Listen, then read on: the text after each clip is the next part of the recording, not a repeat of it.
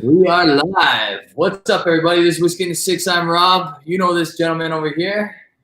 Everybody, how's it going tonight? Hope you guys are doing well. So we got a bunch of people in the chat already. This is a little different for me. I'm not used to using StreamYard. This is my first time with it. So bear with us. Does it look okay on your end, guys? Let us know in the chat. I believe I'm up to date with the chat. Yeah, BB Jap saying, ooh, StreamYard. Yeah, so this is StreamYard. This is the first time we attempted this. Since they've changed the Google Hangouts, Jeremy and I were always together on our lives. We haven't done one of these in a very long time. Man.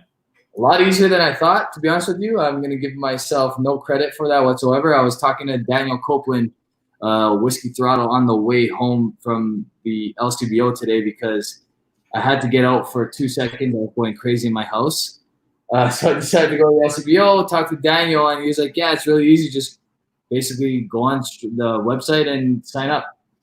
And I did. And here we are. So looks okay. We got about 18 people, I think, in the chat, if I'm not mistaken, if I'm up to date over here.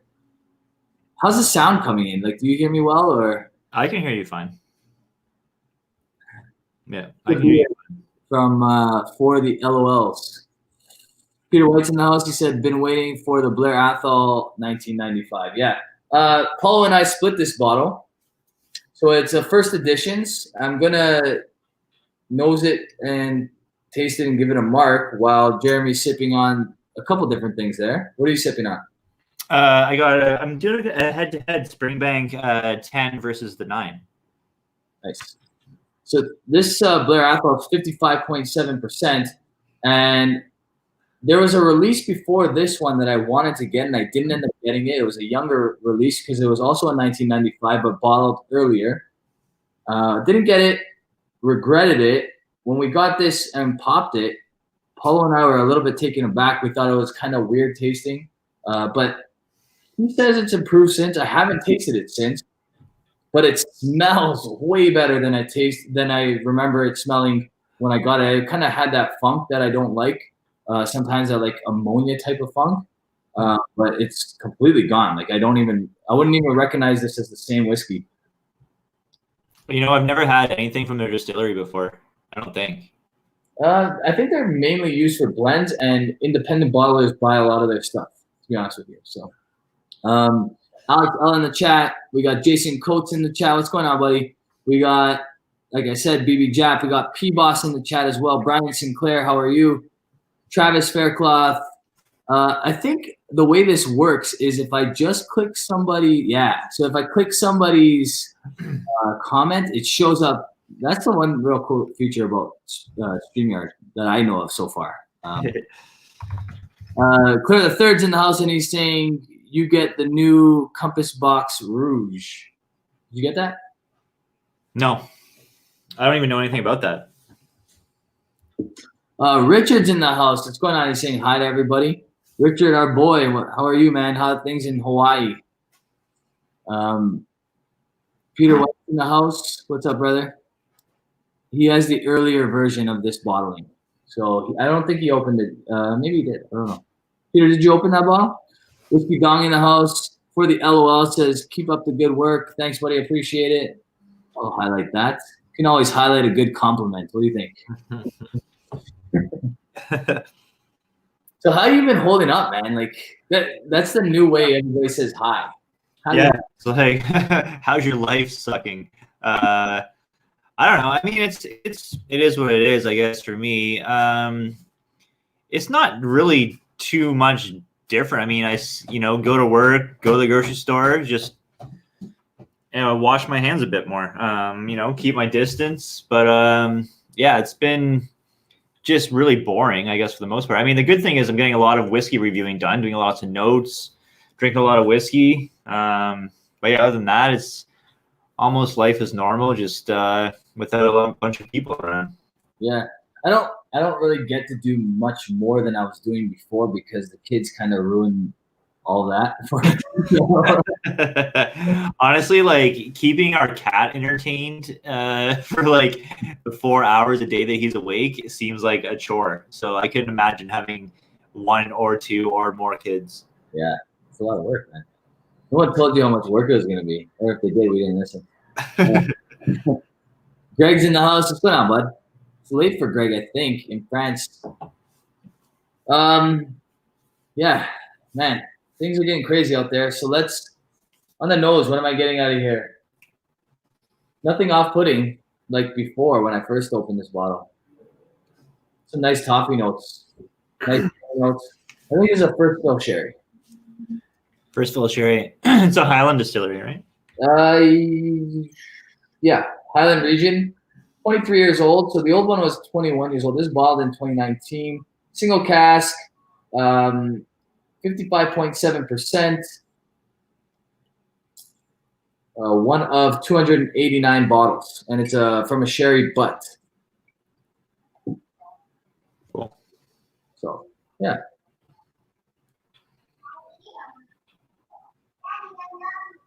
I love you too, man. So on the palate, it has a little bit of that like sour sherry note, but not that like off-putting ammonia note. So that is definitely dissipated to like non-existent, which is a very, very good thing. What how am I showing up there? Are you seeing me the way I see you, which is like cut off screen? Like I don't see your background too much. I just see like the bottom portion of it. Is that how everybody else sees us, or? Yeah, I'm looking at our feed right now. That's how we look on StreamYard is exactly how we look on YouTube. Oh, okay, cool. Yeah. Pretty cool. I mean, I did not think that this was going to be this easy, to be honest with you. Well, there you go. I would have done it a lot sooner if I knew. Yeah. So pretty strong at 55%. I'm not gonna lie. It's got some heat to it. How old is it? It's 23 years old. I'm gonna make you the center of attention for a second here.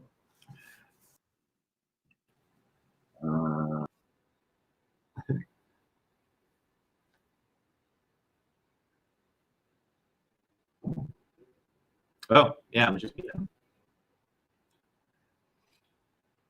Where are you going? Anyway. So what's up, everyone? Yeah.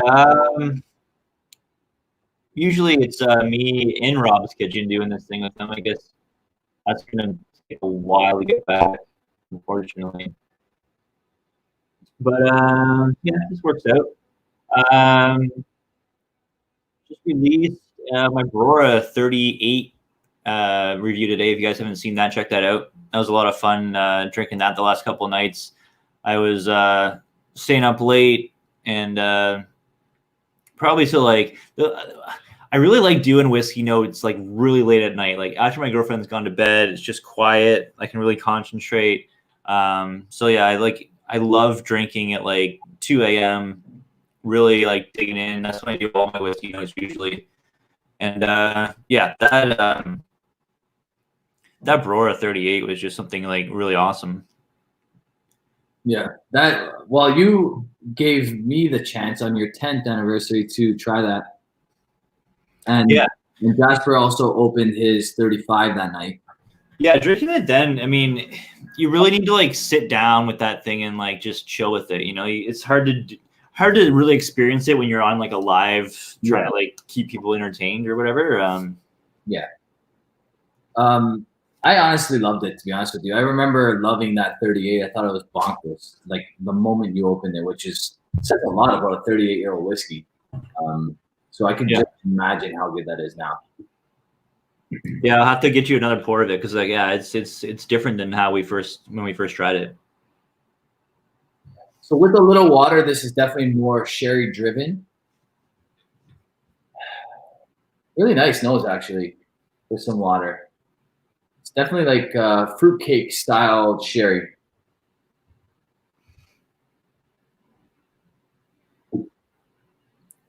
And on the palate, it's got a little bit of that sour wood kind of note that I'm not crazy about, but not off-putting by any means. It's just not my favorite.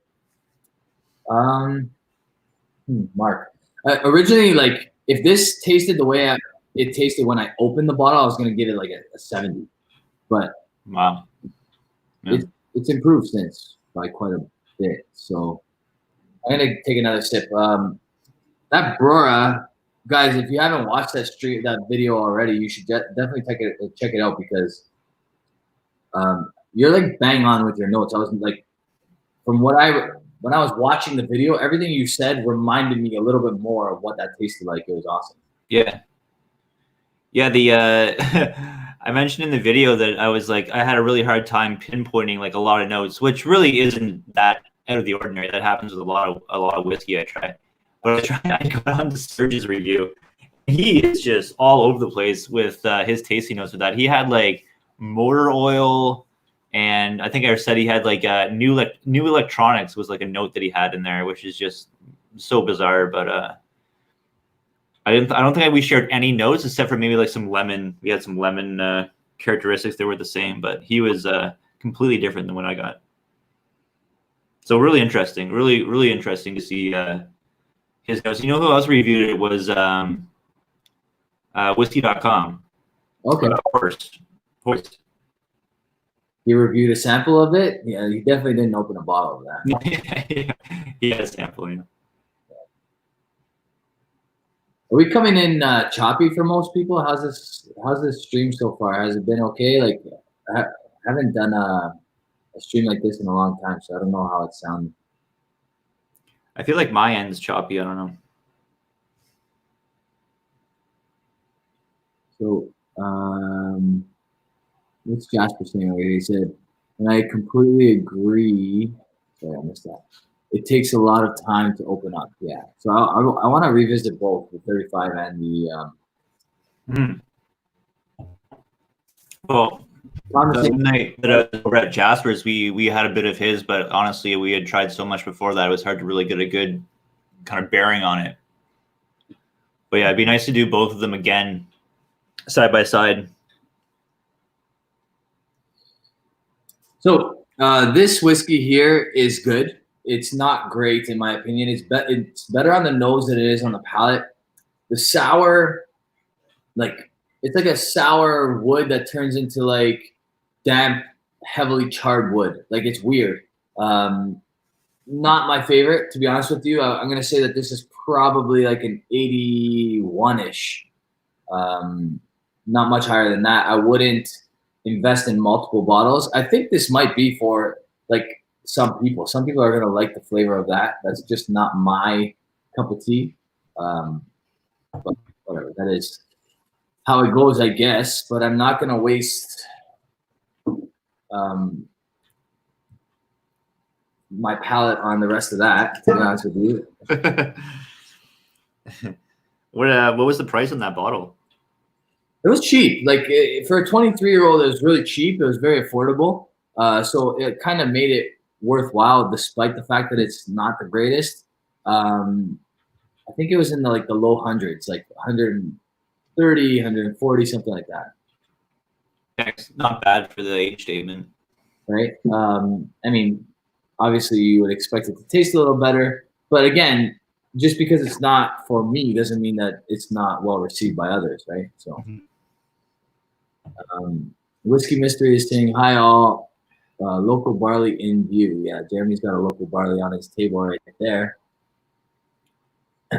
Yeah, so this is the last of, we split this bottle, right? The 9-year-old local barley?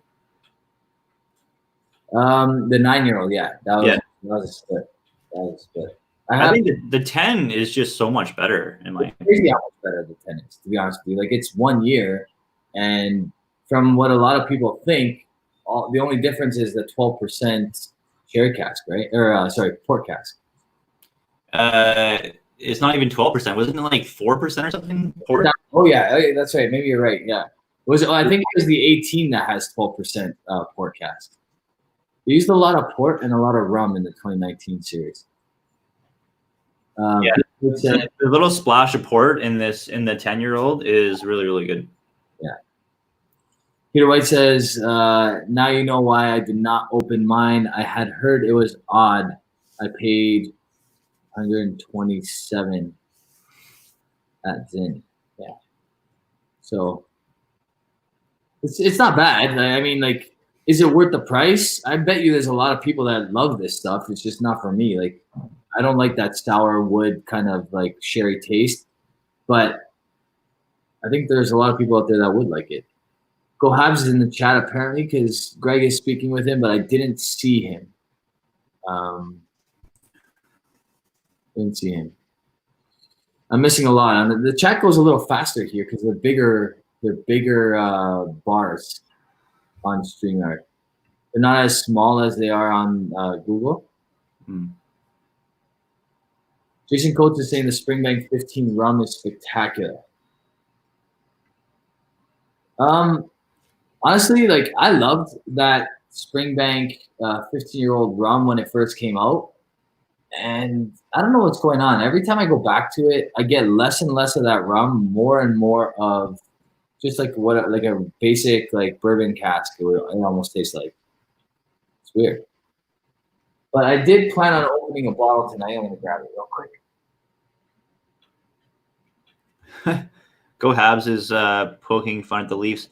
Hey man, the Leafs haven't lost a game in like 2 months. Yeah, it feels like longer, but.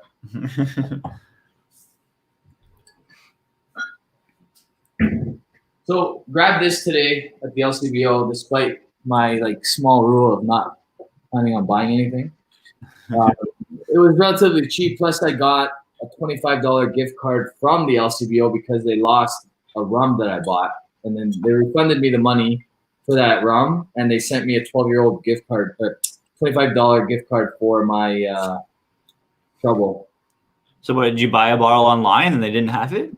So I bought a rum, a four square. LCBO had Foursquare in stock, really? Yeah, so it was online only. I bought it. It was the sherry cask aged one. And I was waiting for it. 3-4 weeks later, it never came. I called. They tried to track it down. They couldn't find it.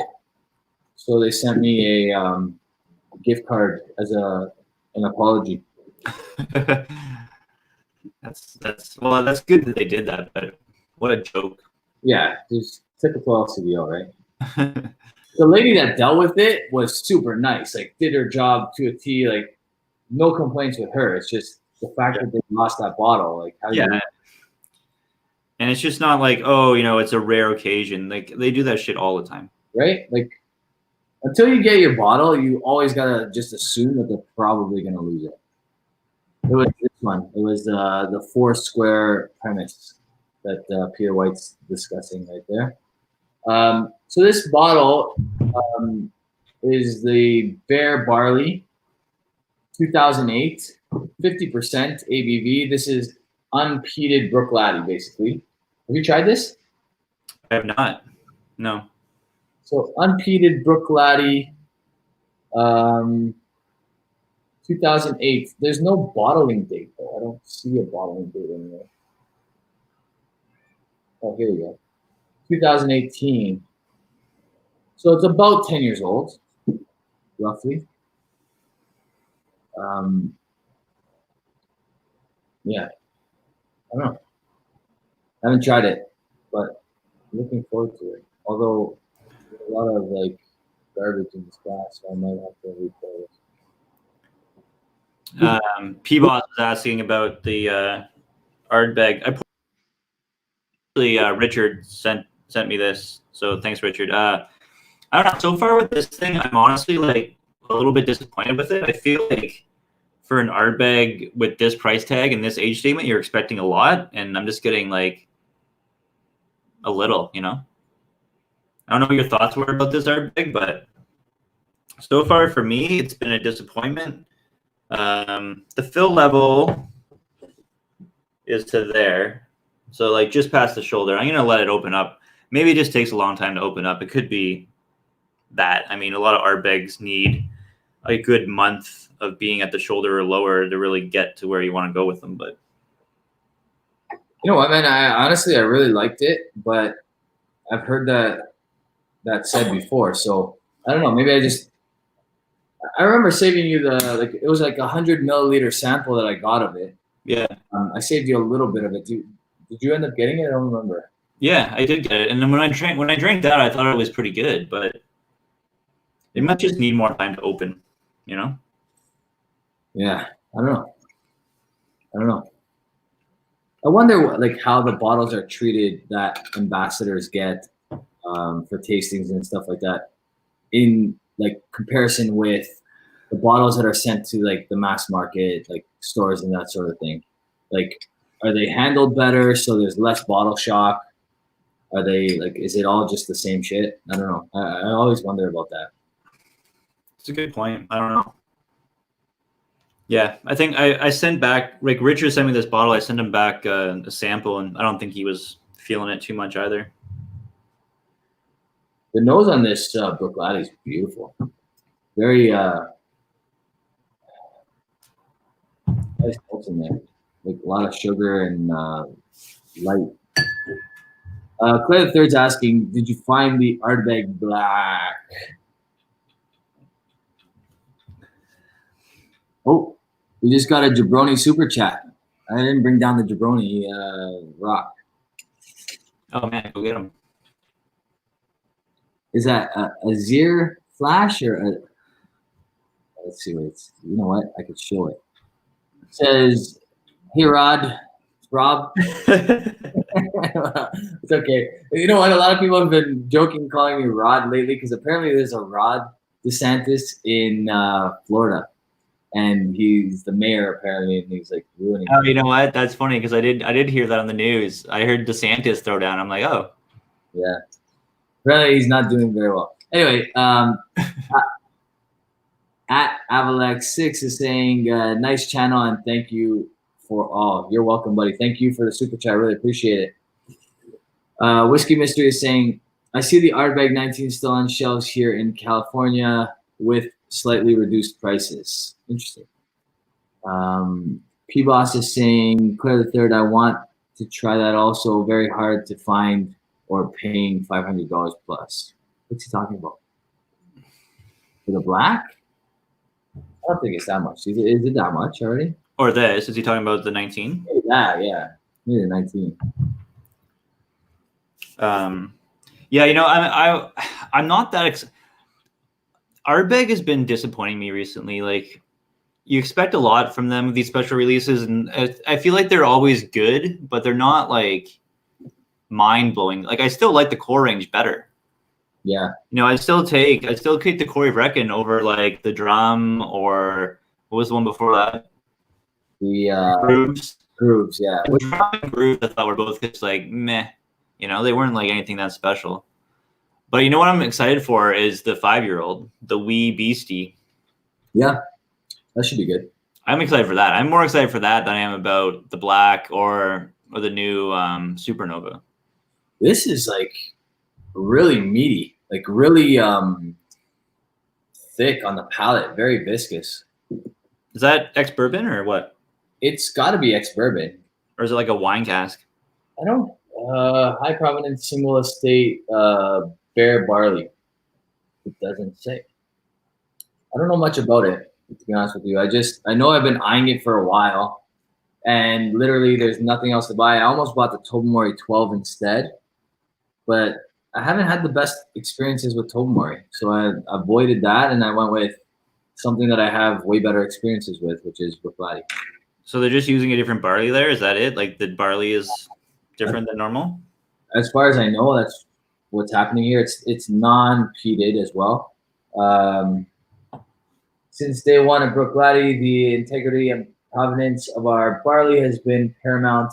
This series explores the esoteric diversity of our essential raw material, whatever that means. Cool.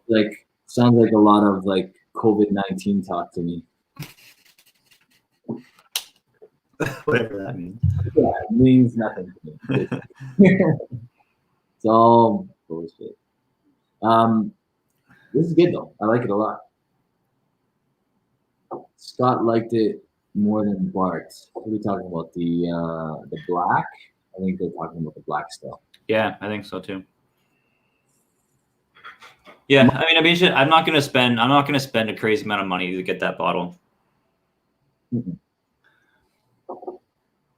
No. But we should get the 5-year-old at a decent price. You think? What do you think? What do you think the LCB is going to price the 5-year-old at? If the 10 is $100, what's the 5-year-old? How cool would it be if they came in at 50? Yeah, that's not going to happen. I was thinking maybe like what? Like you think they do like $65? Yeah, I think that should be fair. I mean, fair is maybe not the word, but 5 years old, hard bag. It's going to be 46%. It's going to be mass produced. No, it's 47 point something. Oh, is it? Okay. Yeah. Yeah, Paulo's probably right. He's saying it's going to be $70. I wouldn't be surprised if it's $70. Tom is saying that the black is 150 in Chicago. I would like a bottle of that. I want it. My guess is that all these committee releases are around like the 5 to 8 year range. Could be wrong. Yeah, I don't know. I feel like they probably got some. I think they probably have some 10-year-old whiskey in them, don't you think? Like a little bit of what goes into the 10-year-old goes into that.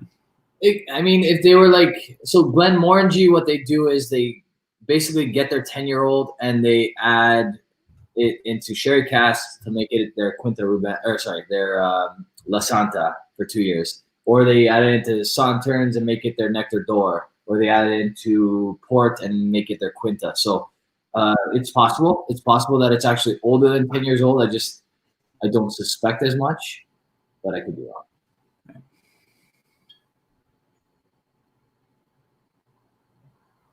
Peter White saying no. And Nova Scotia still has the drum committee for $140. Yeah, I tried to get a bottle before all the craziness happened, and I think my source may have gotten it for me or may not have. I'm not 100% sure, but let's see. Alex Ellis saying, Rob, the new annual Hazelburn 12 Oloroso will be dropping soon. That's exciting. Although, I don't know, is everything going to be pushed back now that this COVID's got to be affecting Scotland quite a bit? Like, what are Scotland's numbers like right now? Yeah, I don't know if they're. I mean, if their production slows down, that doesn't really affect anything until 10 years from now. But if their bottling and blending and all that stuff slows down, then yeah, there could be a shortage for sure.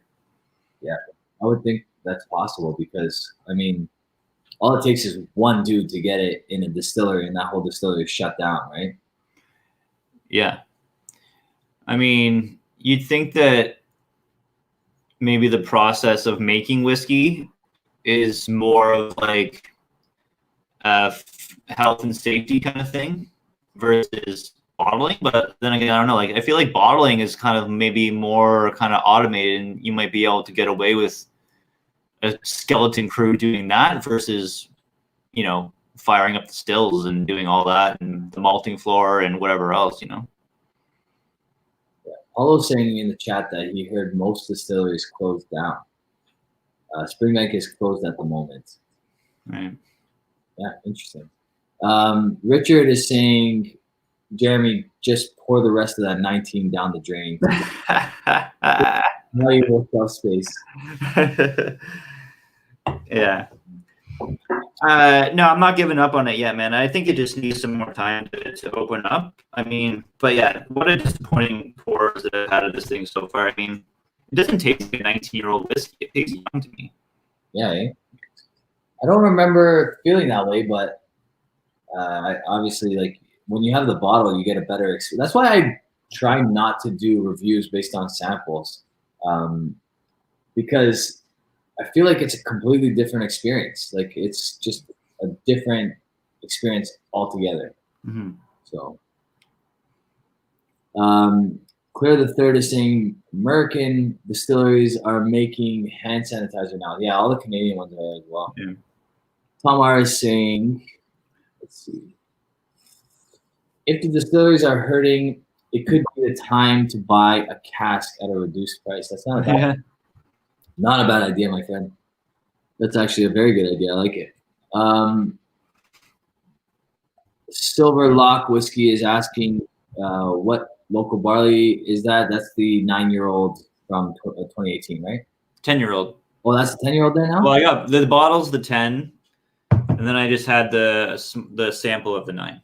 Oh, I see. Okay. Yeah. But yeah, I prefer the 10 for sure. Claire Third needs some Springbank 5-year-old sanitizer. Did freaking Trenny and C do a review of hand sanitizer? I feel like I saw that come up on my feed. Yeah. It was like C was like doing a hand sanitizer review or something. So I recently got a Canadian distilleries book written by Davin DeCaramo and Blair Phillips. They sent it to me. It's pretty cool. I was reading. I pretty much crushed it like in a couple of days, because it beats some of the other things that I have to do on a daily basis.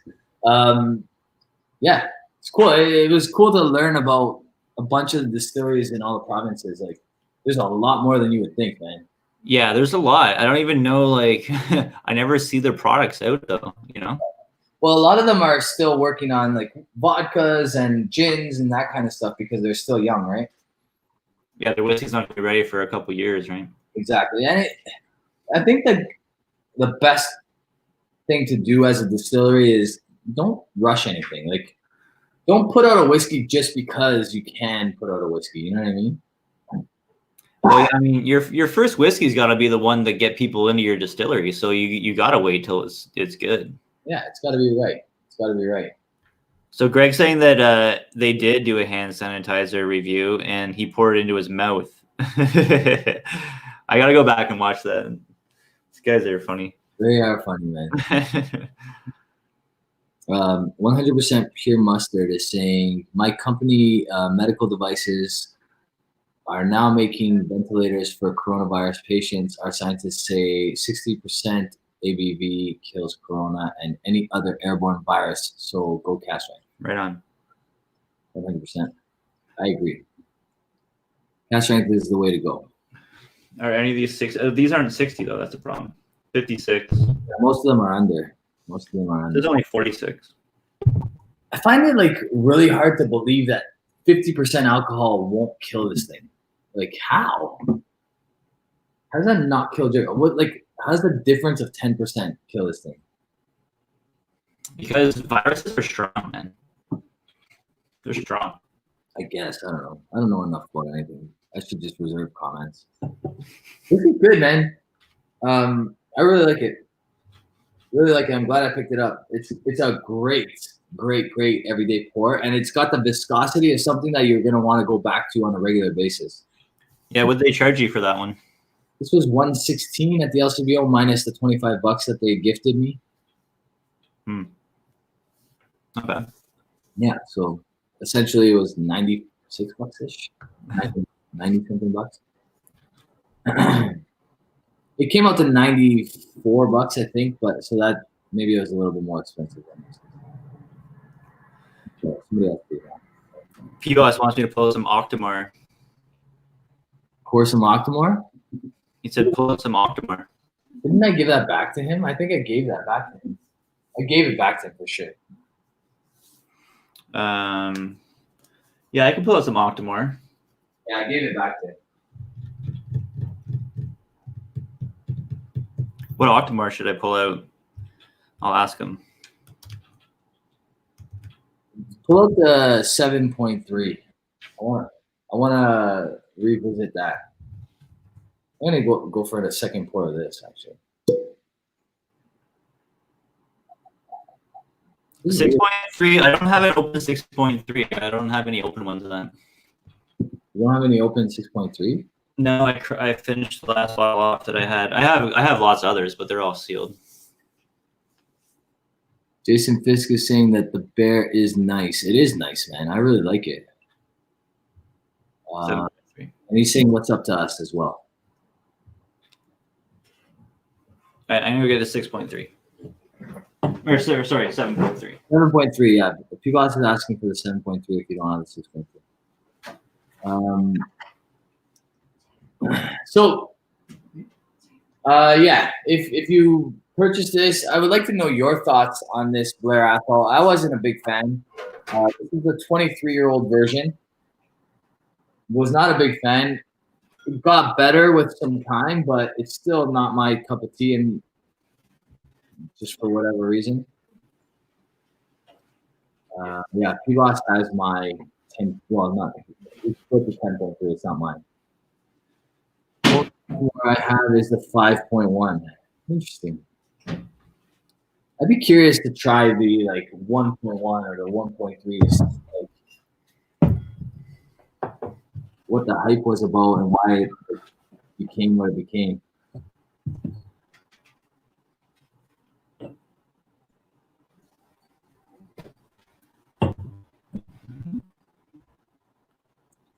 You got your blend there as well of the Octomore? This is my quarter finished one. This is my Octomore blend of the 0.1s, 8.1, 9.1, 10.1. And then how long did you age it in port? 3 days. That's it, eh? And it got that kind of color on it? Yeah. Oh my god. Did you leave port in the in the cask? Yeah, I mean, I picked up the color like within a day. Yeah. Pour a little bit. I'll let you. This is good. This is good stuff. I'll have you try it. You're cutting out a little bit. Catherine Bono's in the house. She's saying, I've been to Pitlochry, I don't know, but never tried a Blair Athol. Only Edderdour. Edderdour's good stuff. Yeah, I don't know what's going on with my internet. I had an issue with the internet earlier today too. I had to reset the router and everything. It was, I don't know. Too much Call of Duty. You probably ran into some guy that's like a tech hack and you killed him or something. He's pissed off. Yeah, maybe. I need a better firewall protecting me. Did you see the Blair Athol that Jasper shared in our group chat? No. It's a 28-year-old Zanzibar. Looks dark AF. Said he's gonna US. Cool. Daryl Calder's in the house. He's saying, yeah, Jeremy was chopping up, but okay now. And then he said, never mind. What's going on, Daryl? How are you, man? And Claire's saying that blend that you have there looks great. Yeah. It looks good. Canadian dial-up. For your internet. Yeah, just Canadian internet bad. I'm really impressed with this Bear Barley, man. Because it's all Isla barley, yeah, as far as I think it's all Isla barley. Nacho filtered, obviously no color added. It says coloring free. 50%, which is like what I think every distillery should bottle every single bottle they have at from now on. 50%. That should be the new 43%. What do you think about that? I think 46 is should be. I think 43 should be outlawed. It should be 46. Yeah, I mean, if you're gonna outlaw it, then yeah, 46 would be like the base. But I think 50 is the ideal, in my opinion. Like every bourbon I've had at 50, I've preferred to the barrel proof or the obviously lower ABV than that. Most Scotch as well, like in and around 50 is usually the money zone, in my opinion. Yeah, bourbon can taste really thin at anything under 40, 45. Like if you have 45 and under bourbon, it's going to taste a little thin. Like I had this. This is the worst bourbon I've freaking had in the last 3 years. This Basil Hayden's 10-year-old. Yeah. 40% ABV. It is garbage. Yeah, bourbon at anything under 50, in my opinion, is usually just not that good. Like 47, I've had some good ones at 47, some decent ones at 45, but nothing really that great. Like, I don't know. 45 is like the bare minimum for a bourbon, in my opinion.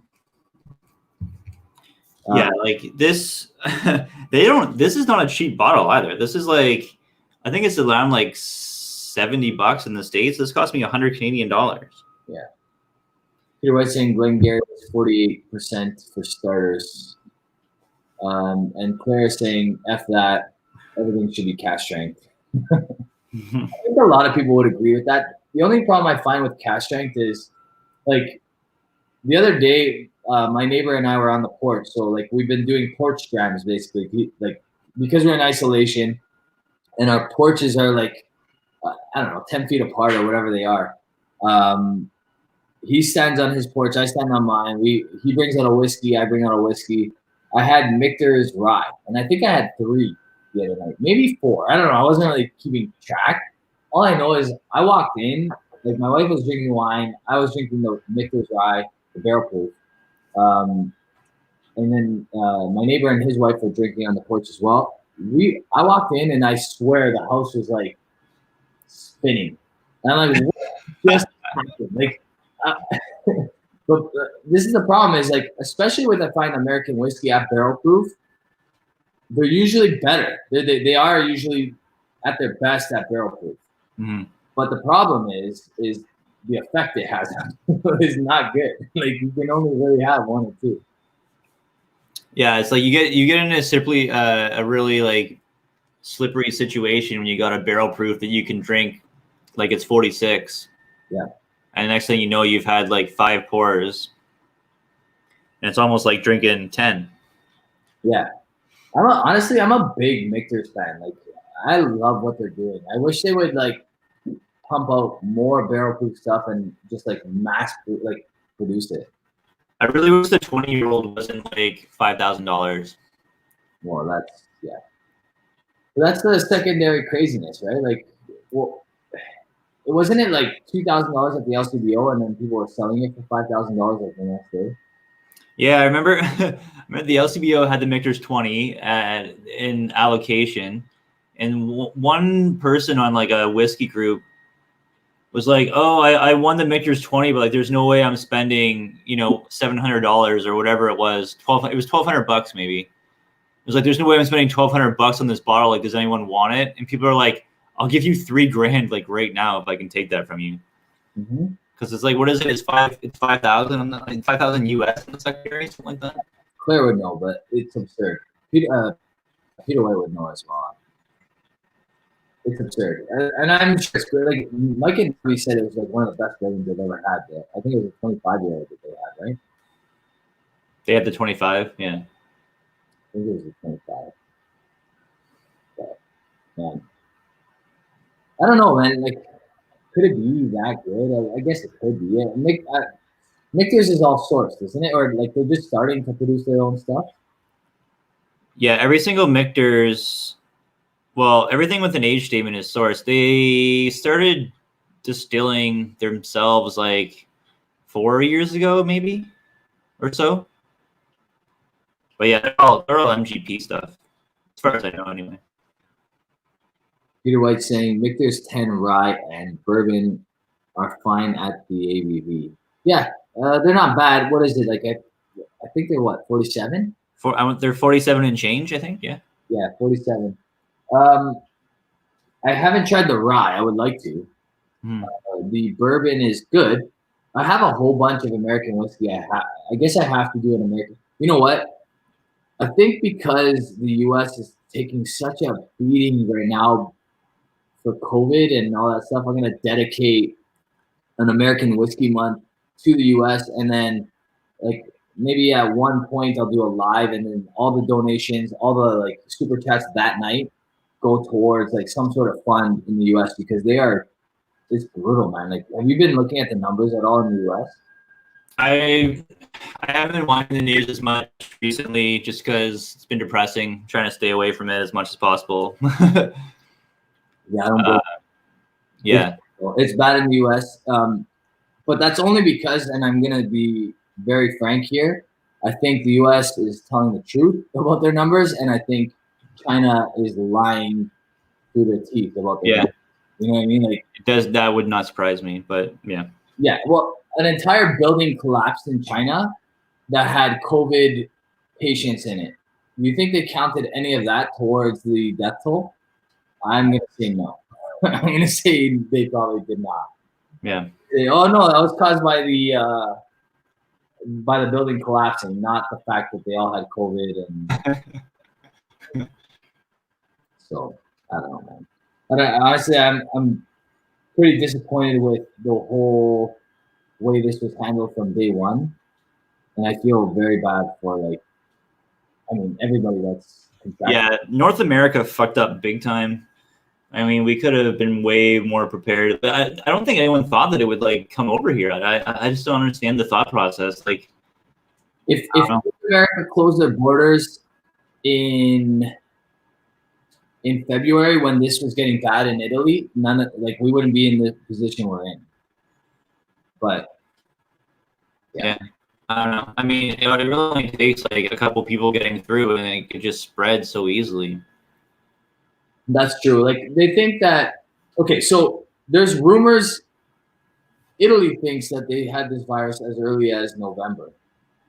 So if they believe that they've had this virus as early as November, they must have some sort of evidence to prove that they've had this virus as early as November, which means everything we know that China told us is bullshit.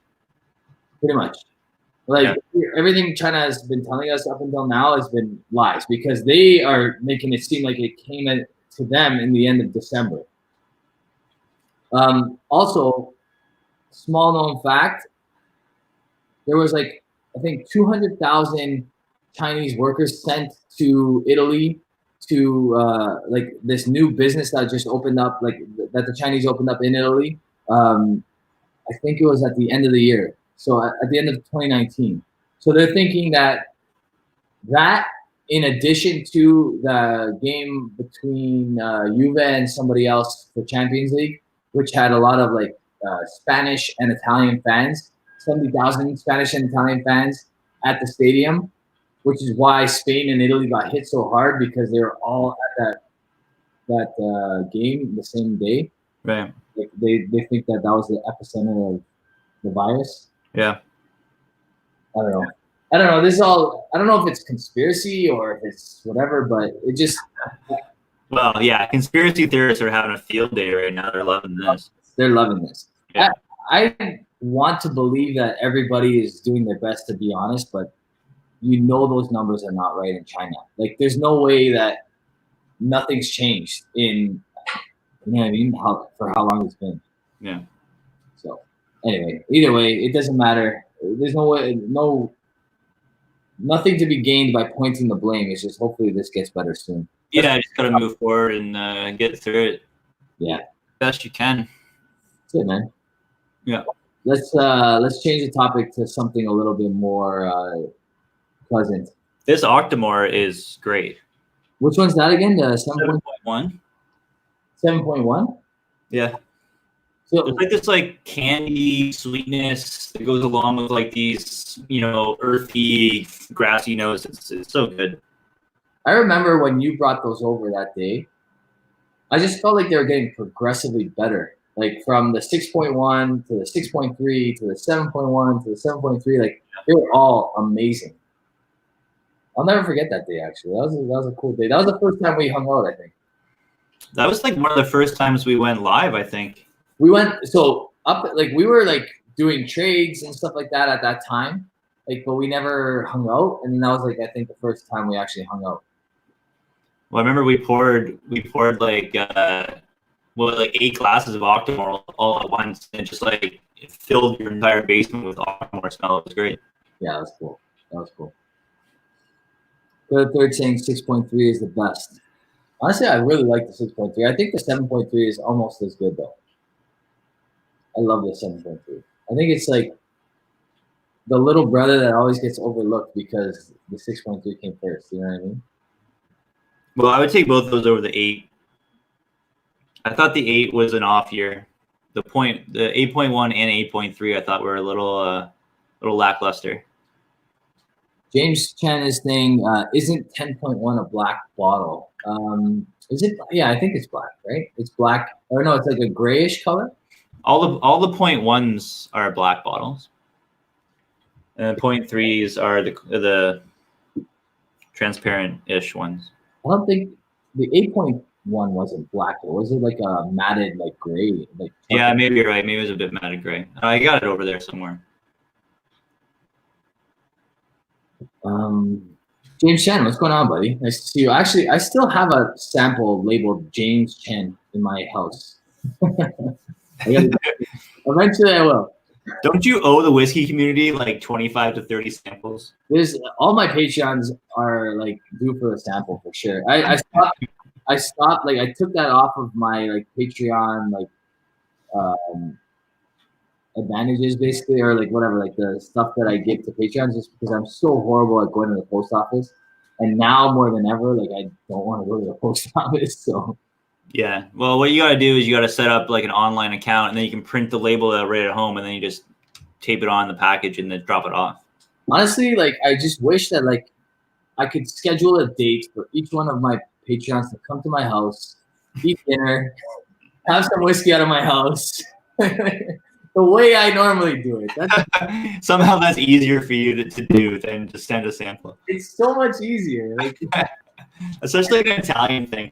Just come to my house, I'll make you dinner. I'll make you some pasta. You get some scotch. We're good. Yeah. Somehow in your mind, that's way easier than pouring 1 ounces and putting it in the mailbox. I don't know why it is. It's just in your DNA, man. It's not your fault. I think that's what it is. I think I would just rather host than have to like dish off this sound. I don't know. It's a whole like production. It's like, I don't know. It's like when you're like 16 years old or 15 years old and you're trying to like get a nudie magazine or something like that. I always feel guilty bringing these samples to the post office. Like I'm doing something illegal. Oh, I see. I was like, where are you going with this? I was like, okay.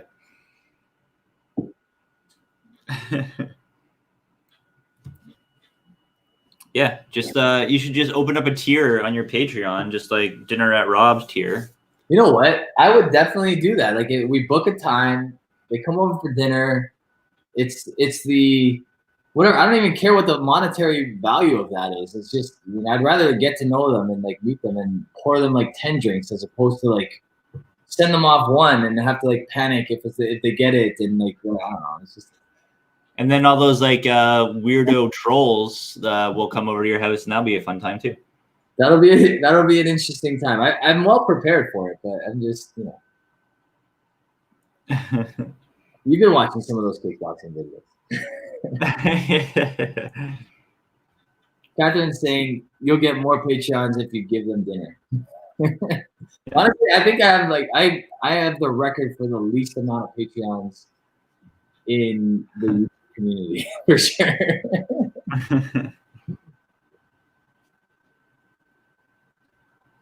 I'm also not charging my Patreons right now because like up until like when this started, like when the craziness actually hit the fan. So I probably am gonna get something from Patreon for March because early March it was still kind of like up in the air. No one knew that they're gonna be laid off or anything like that.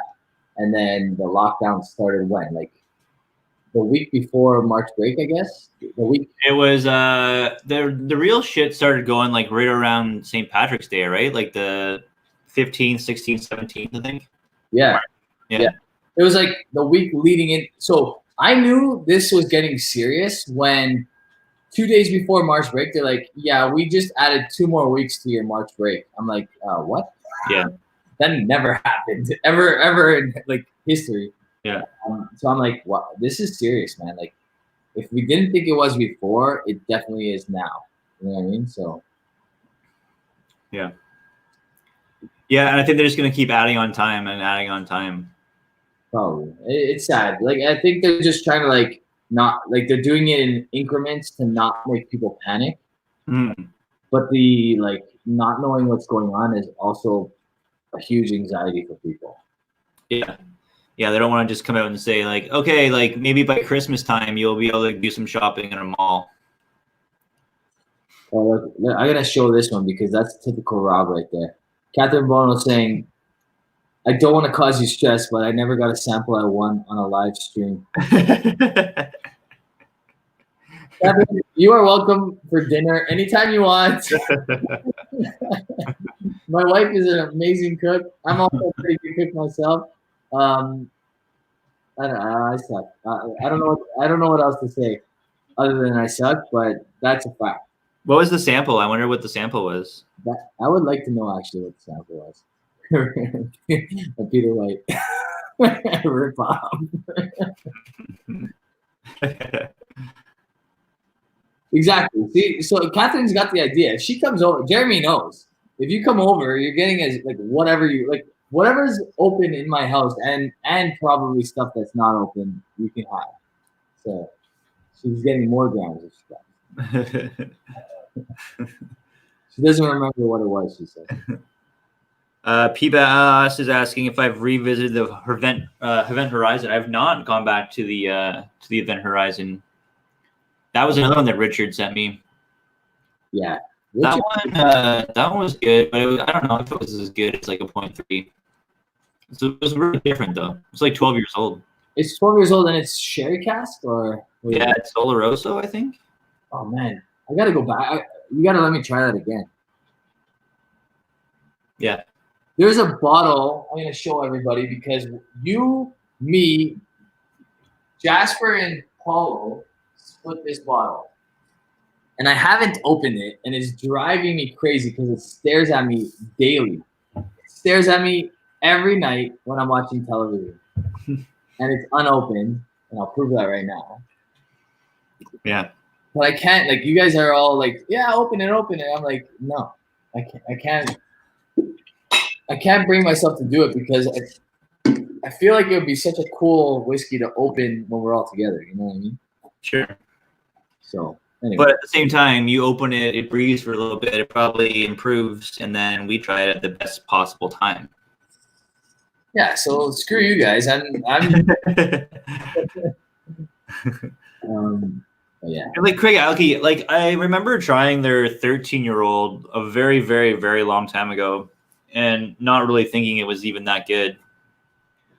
But the 23 is like their flagship bottle, right? That's the one. Yeah, apparently. A lot of people say it's amazing. Like there's people like Roy I know loves this stuff. So I'm looking forward to it. But what are your thoughts on the 13-year-old? The 13, I think I reviewed the 13. I can't remember exactly. I'm pretty sure my brother bought me a bottle of 13, if I'm not mistaken. And I do think I reviewed it, but I'm not 100% sure. Claire the Third just took your thunder. I was gonna show 666. Open the bottle. Love it. Claire, you're awesome, man. Thank you very much, buddy. BB Jap is saying pop it. Paulo's already told me a number of times to pop it. Peter White saying online school starts on Monday. My daughter is so excited. Honestly, like I'm excited. I'm excited to have like some sort of a job to do. Like I need to do my job. Like I feel like it's weird not doing my job at home, man. So like I'm excited actually to get back to teaching. I'm looking forward to it. But yeah, Claire, thanks, man. Appreciate that. Honestly, I would open it. It's just I don't own all of it. It's only 1/4 mine, so I feel guilty about opening it. And I don't know if tonight's a good night to open it anyway.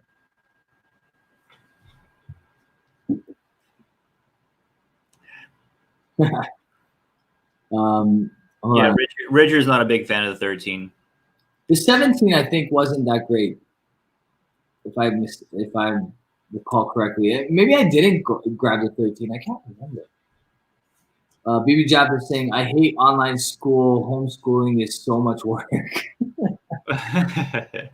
Kids are a lot of work, man. That's all I have to say about that. I have no time. Like my wife and I wake up, we basically entertain and educate the kids all day. And then we put them to bed at around 8, 8:30, 9 o'clock, sometimes later than that. And when they're in bed, 9 times out of 10, my wife falls asleep with Tristan and she's putting him down. The rest of the time, like, we're just exhausted. We're trying to watch a movie and we crash. I think I watched episode 4 of Ozark season 3 like 4 times.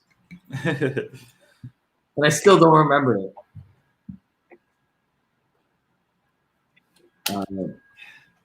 So drink 1/4 of it.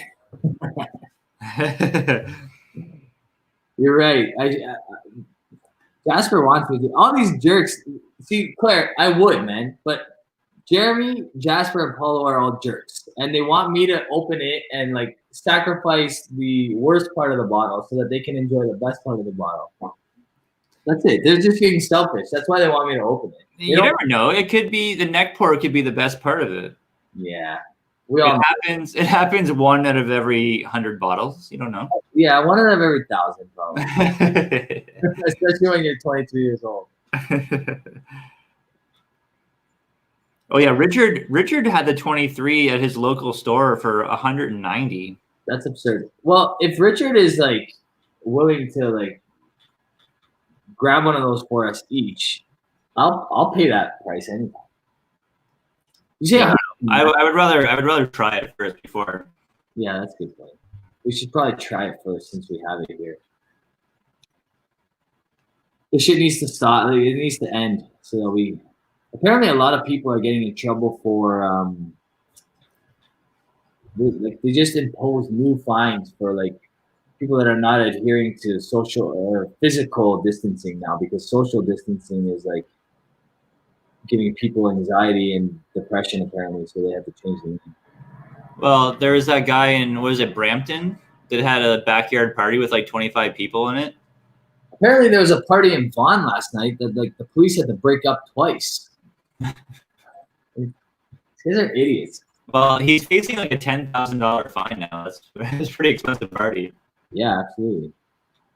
So Catherine's saying, my son's teacher called me at 9 p.m. I couldn't call her back because I'd already started drinking. That's amazing. I love that comment. That's awesome.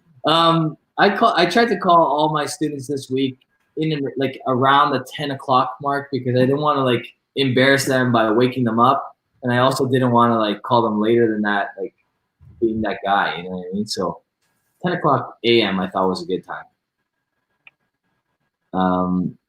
Stuff for work is saying, oh dear, the pole dancing is the reason to get out of the house. To Eric Waite.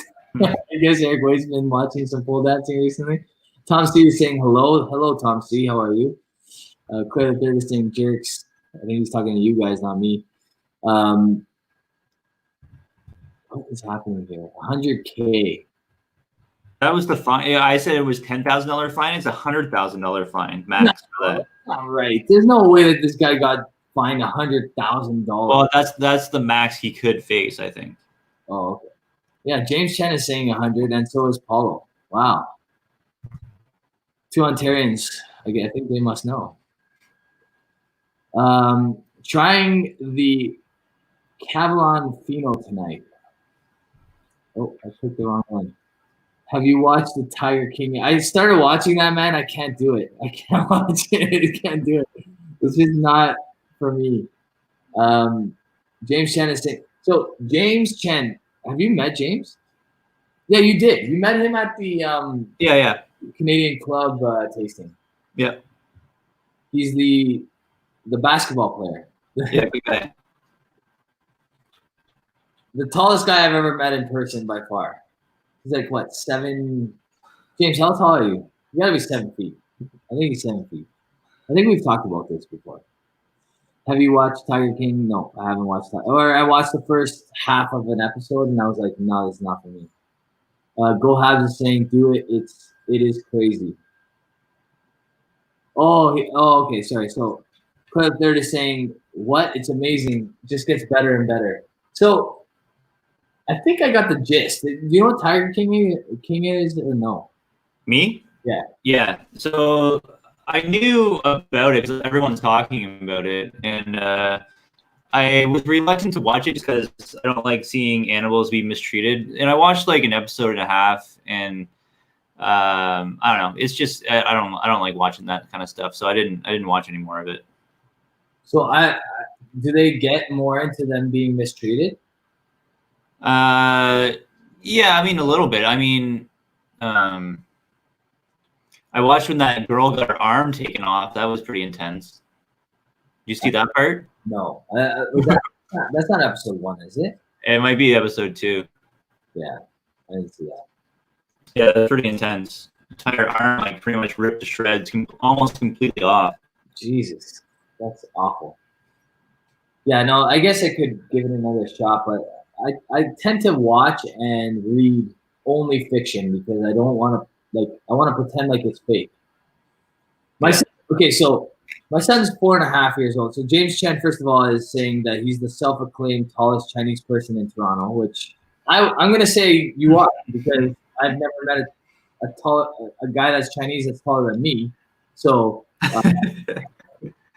you are definitely the tallest Chinese person in Toronto because you're 6'9", and that's huge, and that's awesome.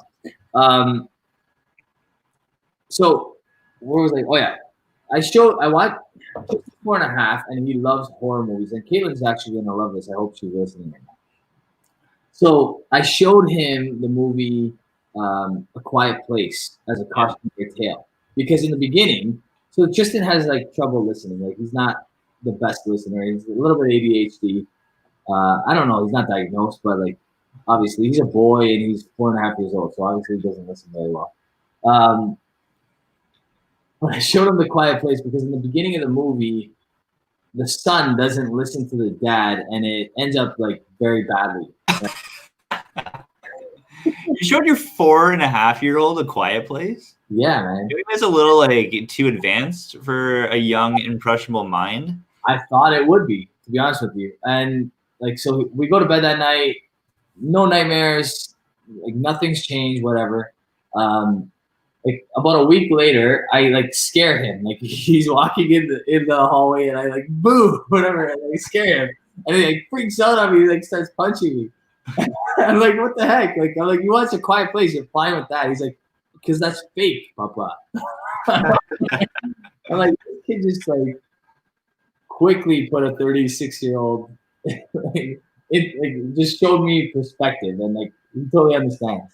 Honestly, though, like you might have been onto something there. That could have been like the parenting like tip of the year is to like teach your kids to be quiet, or else a giant freaking alien monster will devour them. Nag you like nobody's business, right? I think honestly, I did earn some. Like my wife doubted it from the get-go, and then she's like, I think that actually worked. Yeah. Moral of the story: be quiet as hell, or you're gonna die. So yeah. I told them that the moral of the story is listen to your dad.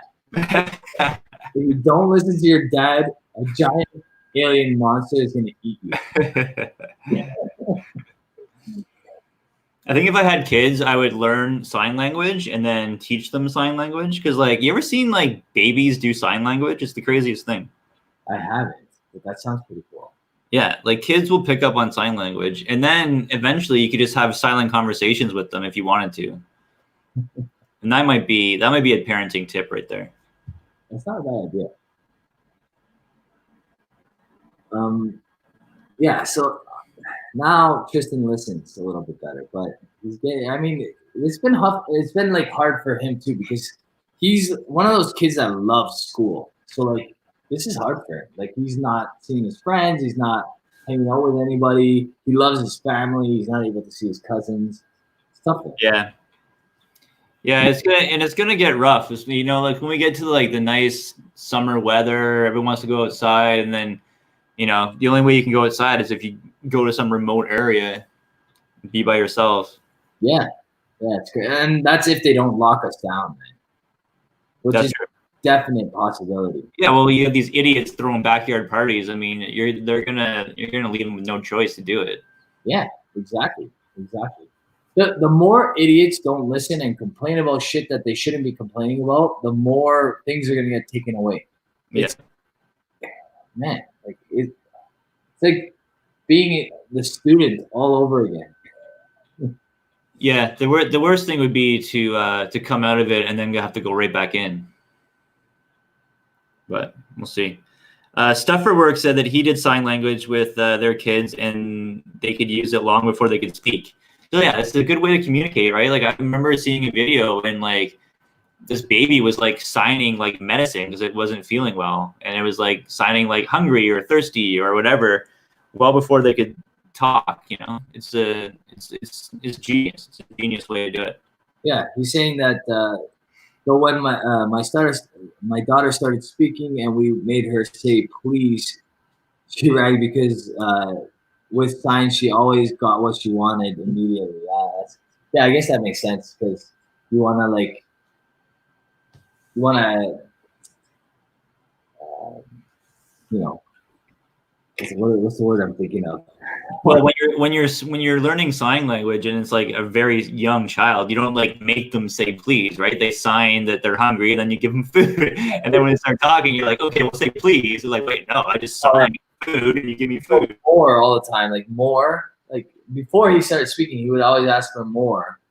Like, yeah, you teach them the Italian sign language. Yeah, that's a little different though.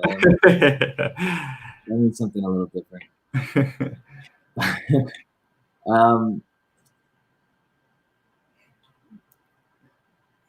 Claire is asking if it's still cold here. We had two beautiful days in a row. It was starting to get really nice. Like we're getting the spring weather now. Yeah. Yeah, it was spring weather today and yesterday. So I went to the store in a t-shirt today. Mm-hmm. So yeah, I thought it was pretty nice actually today. This Artbag 19 is getting slightly better with time. I'm gonna pour myself a little bit more of this Bear barley. I really like it. I rarely do this, but I would have tried like 3 or 4 different things by now. You know who's got a great Brook Lottie collection is our friend Whiskey Throttle. He loves Brook Lottie. That's why I like when I was driving home, I thought to call him because I was wondering if he tried it. Yeah, I'm sure he has a bottle, does he not? He does. He does have a bottle, actually. Yeah. Yeah. Claire, this is the first time I've like seen your profile picture, and it's just all stag. 1, 2, 3, 4, 5, 6, 7, 8, like 10 bottles of stag. That's actually like just 1/20th of his collection. That's just one little snapshot of in a bigger shelf. That's right.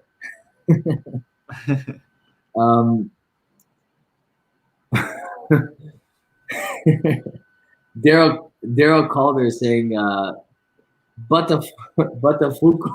I think Butafuco. I think because when we were doing this, yeah. What does that mean? What is Butafuco?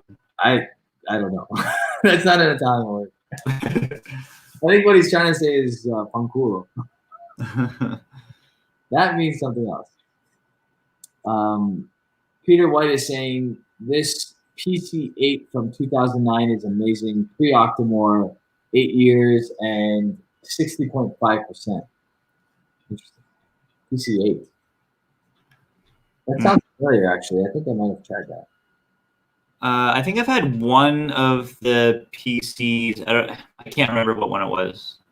Joey Butafuco. I don't know. Who is that? Who's Joey Butafuco? You know who that is? Mm-hmm. Is that a Friends reference? Maybe. No, but Joey, maybe, but is that his last name in Friends? No. What's his last name? Why can't I think of it now? Tribbiani. It's Tribbiani. It's not Butafuco. Yeah, I know it was Tribbiani, but maybe I don't know if that was a nickname. Maybe. I think it might be a Friends reference, actually. Whiskey Mystery is saying night all. Terrence Scott is saying they are too young. Daryl is saying most Italian in the world. Tribbiani? Tribbiani is a pretty Italian last name.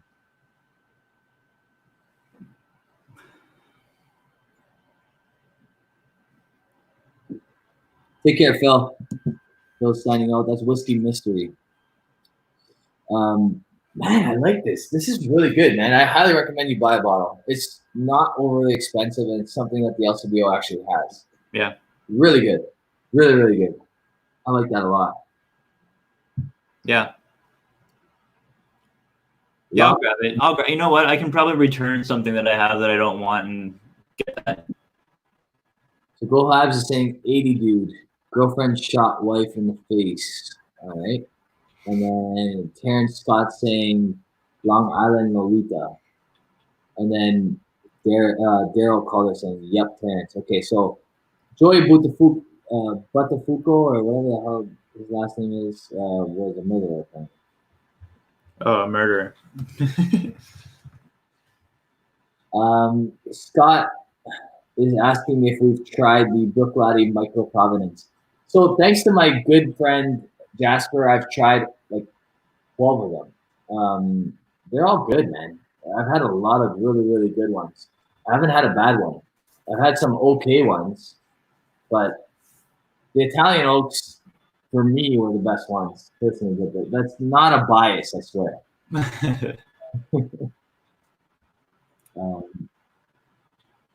Peter White saying Amy Fisher's old boyfriend.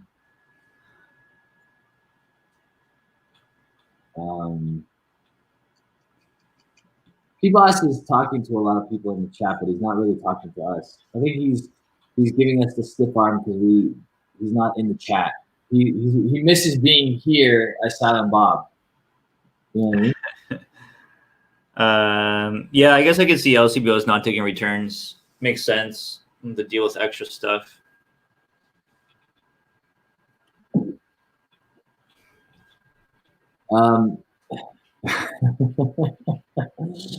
BB Jap obviously had to make this dirty, saying, of course, he likes the Italian oak. Hey, look, Swami Suave. Malted in Montreal jumps in, saying, good evening, gentlemen, and dropping the 666 again. That's twice in one night. Good evening, gentlemen. Thank you, Swami. Appreciate it, buddy. Hope you're doing well, man. I hope you and your family, everybody's safe. I feel like in Quebec, it's not getting hit as hard as in Ontario, right? But thank you, Swami. I appreciate it, buddy. And then Eric Waits dropping a $5 super chat saying, no joke, Butafuco is a wine. It is made from Croatian Barbera, Uva Rara, and Ugetta di Paneto. I don't know. Whatever that means. That's a lot of words that I can pronounce, but don't really necessarily know what they mean. Eric, thanks, buddy. Appreciate it. Thank you for the super chat. What about Brooklady 7.1 Black Art?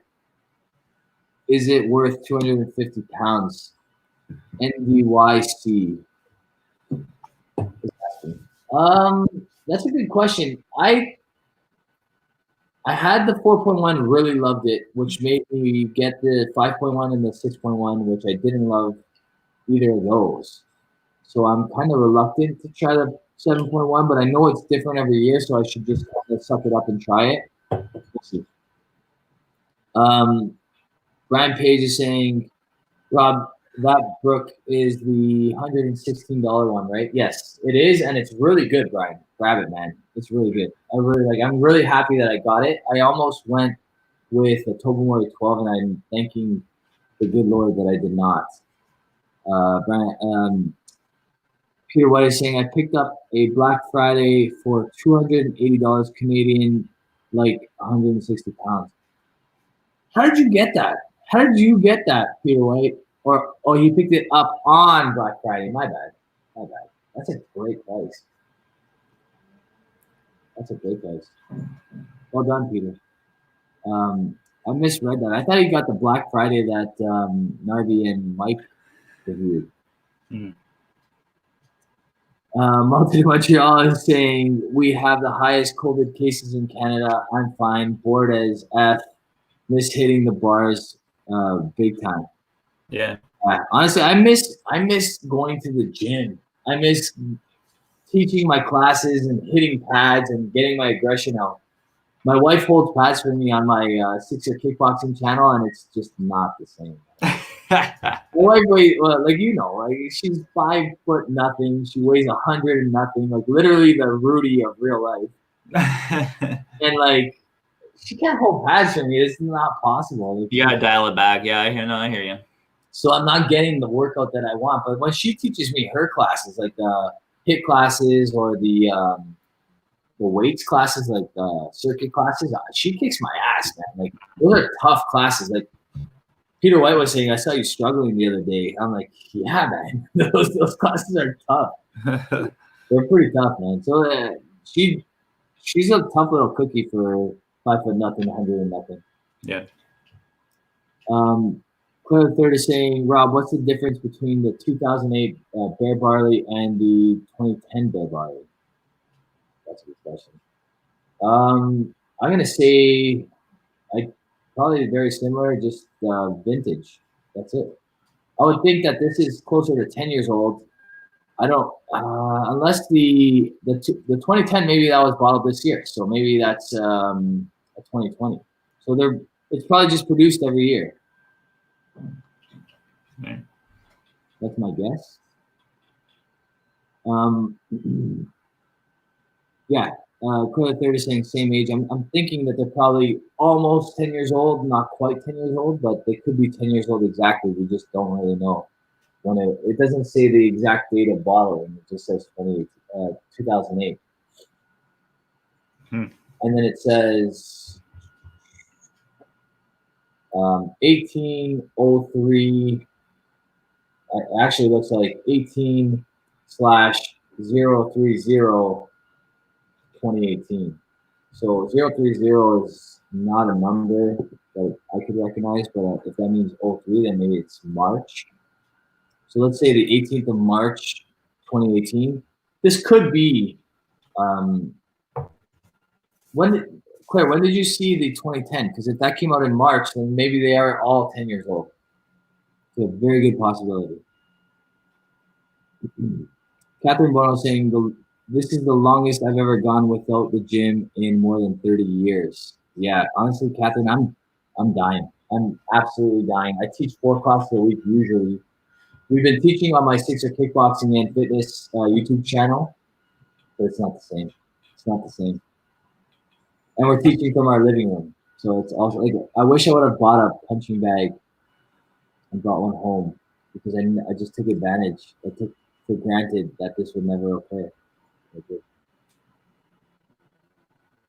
Hey, Kevin. What's up, Kevin? What's going on, bud?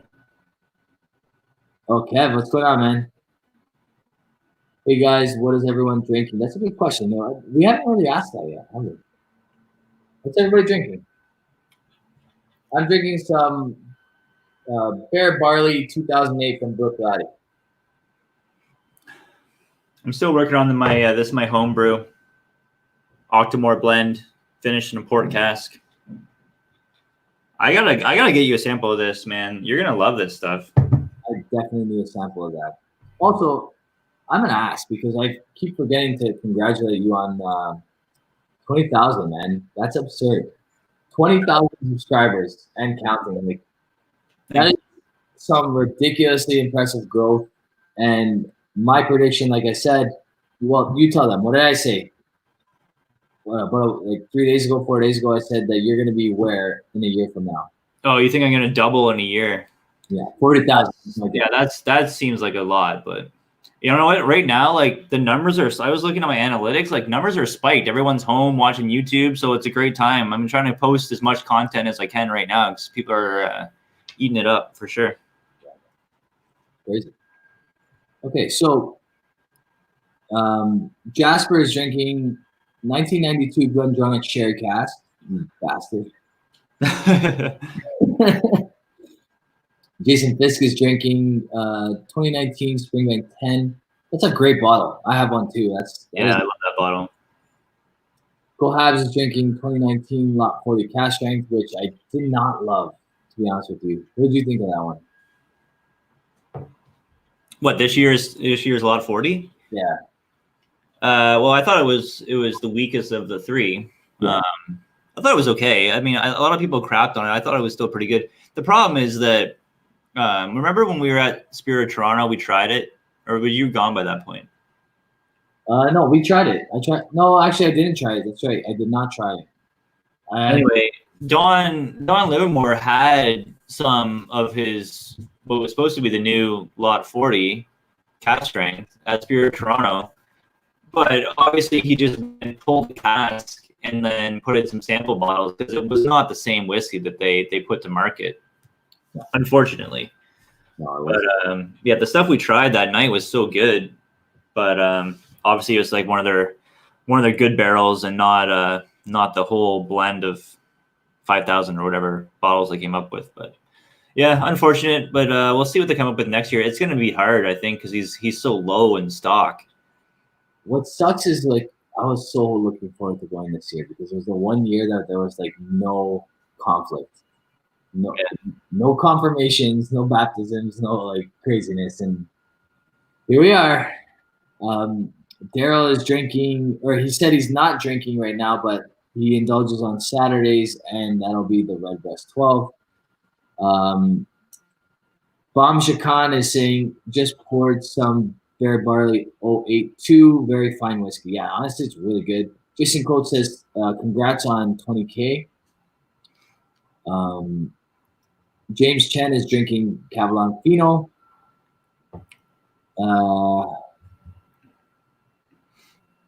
NDYC is saying elbow cough to Jason Fisk.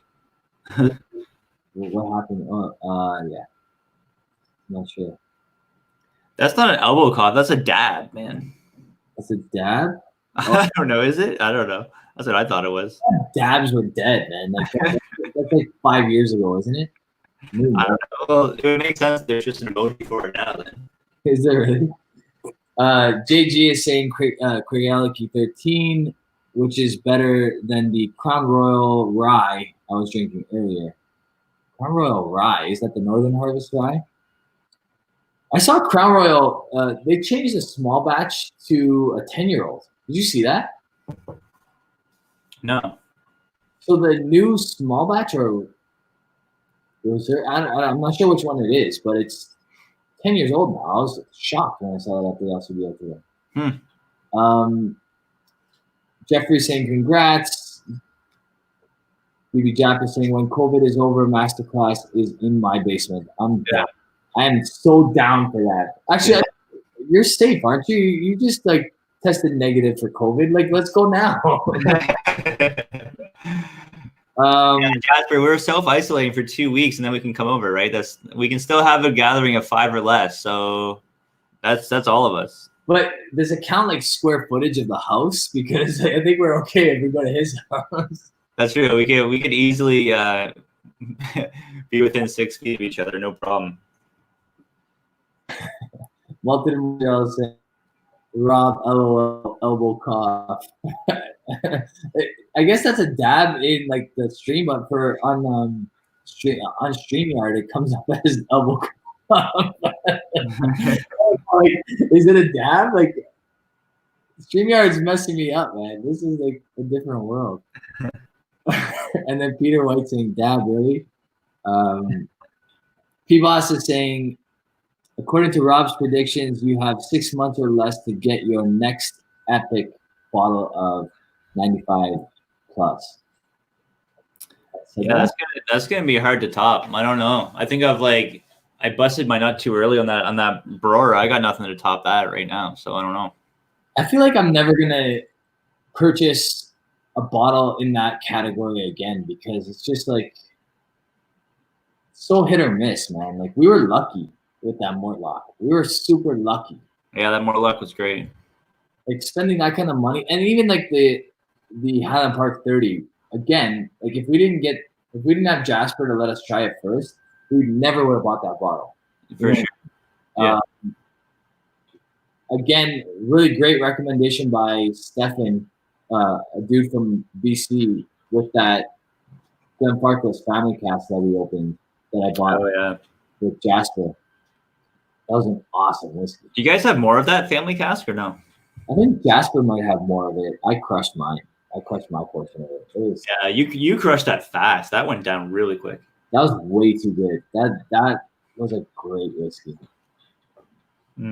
It's a great whiskey.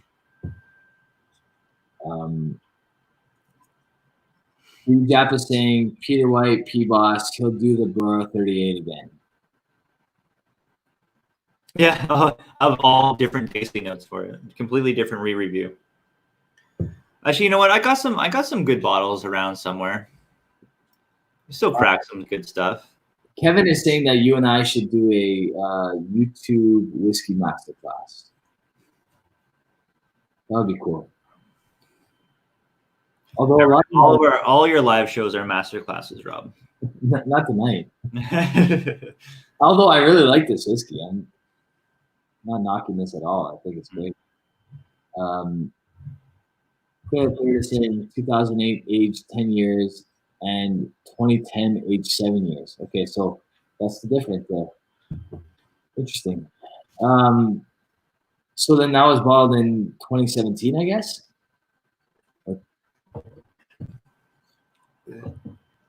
Stephen Connor is saying, "What's up? What's going on, buddy? Nice to see you."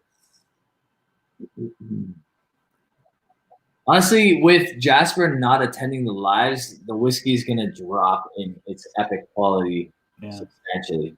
Yeah. Okay? Like that's just a natural thing. How am I gonna put 5 Glencairns in one hand again? No, it never happened. It could happen. I mean, it's just it won't be the same. Mm. All right, what else should I pour here? I need more whiskey. Eric, have a good night, buddy. All as well, buddy. Eric is taking off. And you'll get something.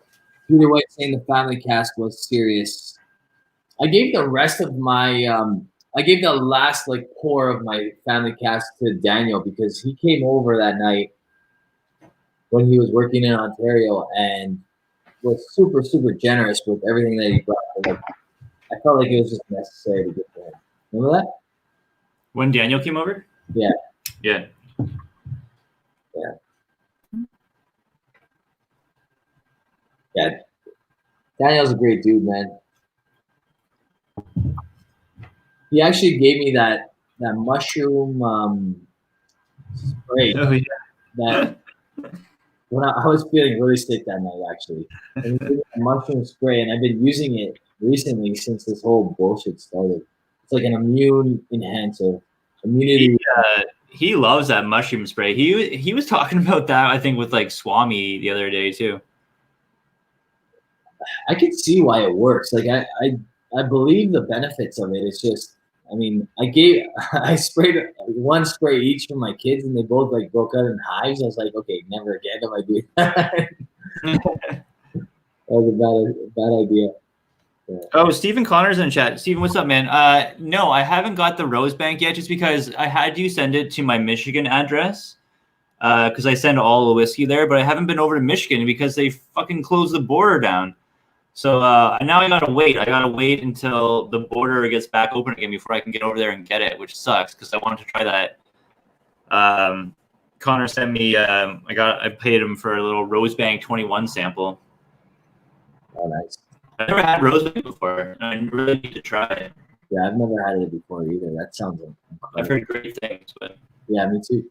I would love to try the new Redbreast. What is it? 27 years old. Yeah, that's not their new Dreamcast, though, is it? It's not the new Dreamcast. I think it might be a new expression by them that they plan to keep in the line, in the core range. I'm not sure. I could be wrong about that, but if that's true, then I guess eventually I'll get to try it. But yeah, I really would like to try that. I want to buy it. It's expensive though, man.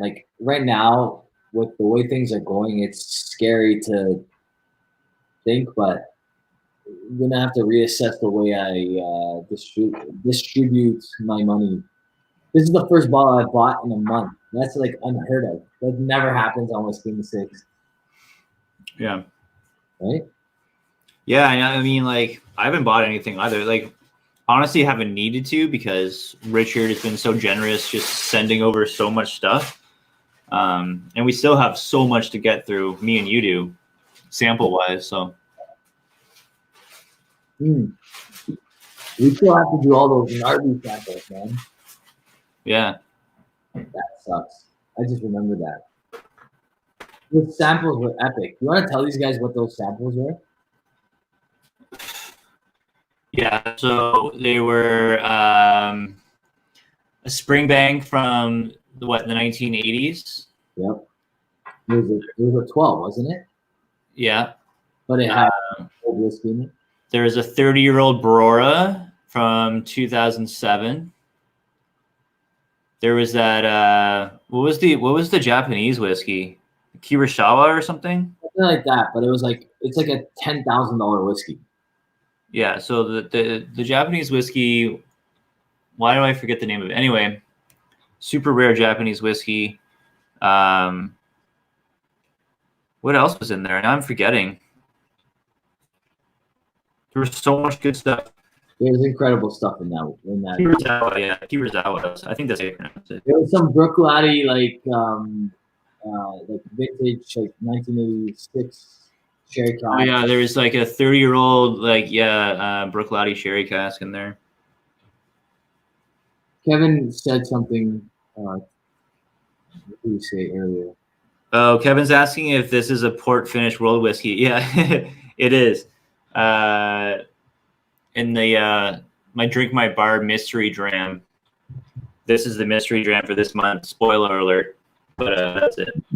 Kevin's saying, you guys ever think of doing a late night TV, the best during the COVID crisis? You know what? We're gonna. You want to tell them, or should I tell them?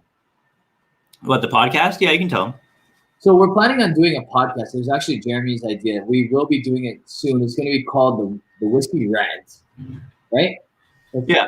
Is that what we agreed on? Yeah. Yeah, like our idea for it was to do kind of like a podcast style we could also put on YouTube. So it would be recorded, it'd be video. We would edit it in a way that if we were talking about things, you could show up graphics, you could show like additional videos. So it'd be a podcast you can listen to on like SoundCloud or like any streaming service, but it would also be one you could watch on YouTube as well, with like more added kind of features as we went along. But since this whole COVID thing, we've kind of put it on the back burner just because I want to make sure the quality is up to par when we first launch it. But if we're going to be stuck for this long, then maybe we'll try to figure something out if we can get good quality mics and make it so up to a decent standard. We can put it on YouTube and then put it to stream as well. Yeah, I need a good mic. That's definitely in the lineup for purchasing. I had bought one a while back, but it sucks. Anyway, quick good night to Brian Sinclair. Thanks for joining us, buddy. He says Ben Riek and Ozark are calling his name. And then quick hello to Adam, just joining in the chat. He says, "Hey boys," to you, you and I, and James and Paulo as well. That's I believe Paulo's trailing off. Adam, yeah, that's Paulo's trailing off for sure. What's going on, buddy? Hope you're doing well. Honestly, I'm looking forward to that podcast. I think it's a very good format that you've planned out for it, and we're gonna post them on both of our channels, right? Like that's the plan to like help advertise for it. Yeah, I think so. Yeah. So you guys will be well in the know when it does come out. NDYC is taking off. Nice to see you, buddy. Stay safe to you as well, my friend.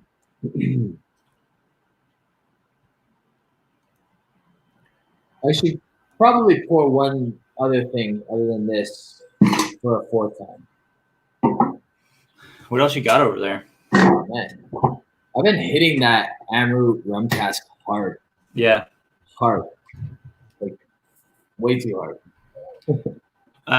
What's your next review coming out? Is the Kilkerran?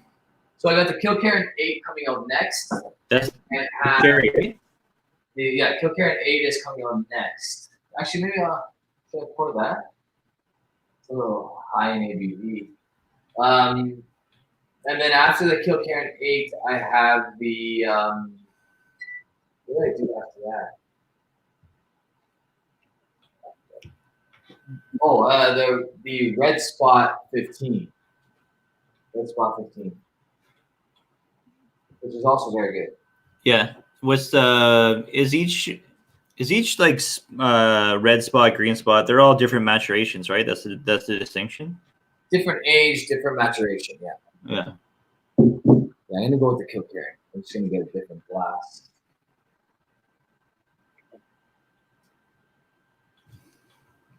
Jason Fisk saying the Amroot rum cask for $158.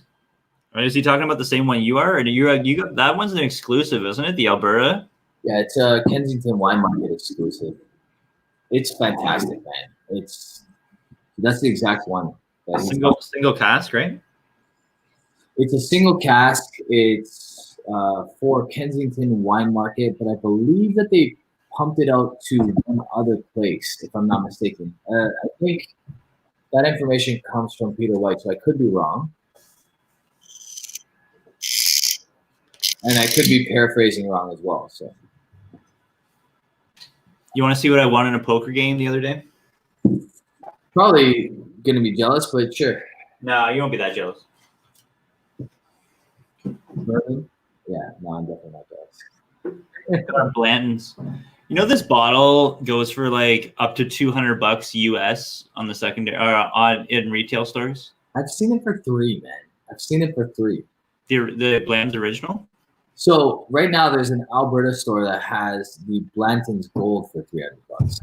And like you're never gonna sell that. You're never gonna sell it in Canada. Maybe in the US you get away with that, but you're never selling that in Canada. Well, you know that they're releasing Blanton's Gold in the US as a regular release there.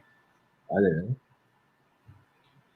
Yeah, Peter White's saying that he's gonna open his Amroot rum cask this weekend. Honestly, it's so good, man. Like I have a hard time picking something better than that this year. This is pretty close. This is really good stuff, man. Like I didn't appreciate how good this was when I first tried it. I think it's gotten a lot better as the bottle goes down. Do you have a bottle of this open? What's that? The sherry? The Sherry 8? Yeah. Yeah. Have you revisited it at all? Not since I reviewed it, I don't think. The Cavalon Virgin Oak and the Amroot rum cask are the two whiskeys that like will not escape my mind. Like those are the two whiskeys that I've just been blown away by in the last little while. The Amroot, or sorry, the Cavalon Virgin Oak is just such an amazing whiskey. It's unreal. It's. I mean, there's not much that defines what I mean by bonkers better than those two whiskeys. I saw that Narby cracked the bottle that I sent him. I'm not sure if he's going to review it or not, but I'd love to hear his opinion on that. I want to hear what he thinks too. I'm very curious. Very curious. I feel like he's going to love it or hate it.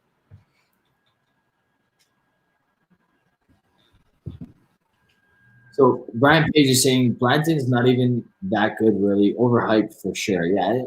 Isn't that 40%, that whiskey? No, it's 45.5. Blanton's is like so overrated. I don't think the core range is even. I mean, it's okay. The straight from the barrel is good. Straight from the barrel Blanton's is really nice, but the other ones are just meh. I'm mad at myself because I could have bought like 5 of these and I didn't. And I'm definitely going to drink through my second bottle of it.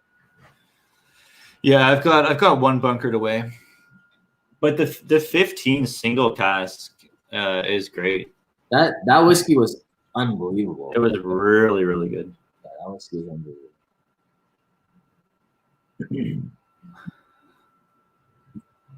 What's the other one? Oh yeah, Peter White has the Virgin Oak as well. Hey, in fact, because you mentioned Jesus, since it's Palm Sunday, you can open both of them. That was a celebratory day. Oh, what, this Sunday's Palm Sunday? This Sunday's Palm Sunday, and then Friday is when shit hits the fan. Friday is what? Good Friday. Good Friday. It almost like doesn't even matter about holidays anymore, does it? I mean, it seems like it's just irrelevant. Well, yeah. I mean, for me anyway. If you're not a religious person, definitely I can see why you feel that way. We're trying to keep our kids like in tune with like what's happening with the faith. Like on Sunday, we gotta like There's a priest. He's an American priest. I think he's from Wisconsin, if I'm not mistaken. He runs a YouTube channel called Ascension Presents, and he's just a really cool guy, man. Like he's a young guy. He's probably in his like early 40s, and he does like a full mass on Sundays since this started. And I already used to show my students this guy in particular when we were still in school, but yeah, he's really good, man. Yeah. We try to watch the whole mass on Sundays if we can. We can't attend. Is it really Friday the 13th on Good Friday? I need to check that because there's already been a Friday the 13th this month, hasn't there? No. Yeah, there was one last month, wasn't it? Or the month before that. That would have been freaking creepy as hell. Right? Yeah. No, it's not Friday the 13th. Last month was Friday the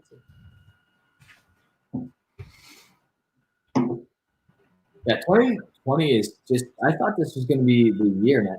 Okay, I'm going to tell you a crazy story, and I'm pretty sure the whiskey people don't really care, but I'm going to say it anyway. Because, so, doing porch jams on about like a week ago, not even, like 4 days ago, 5 days ago, with my buddy next door, my buddy Dave, and I start telling him a story about like this time where like near a construction site near here, I see a rat pop out.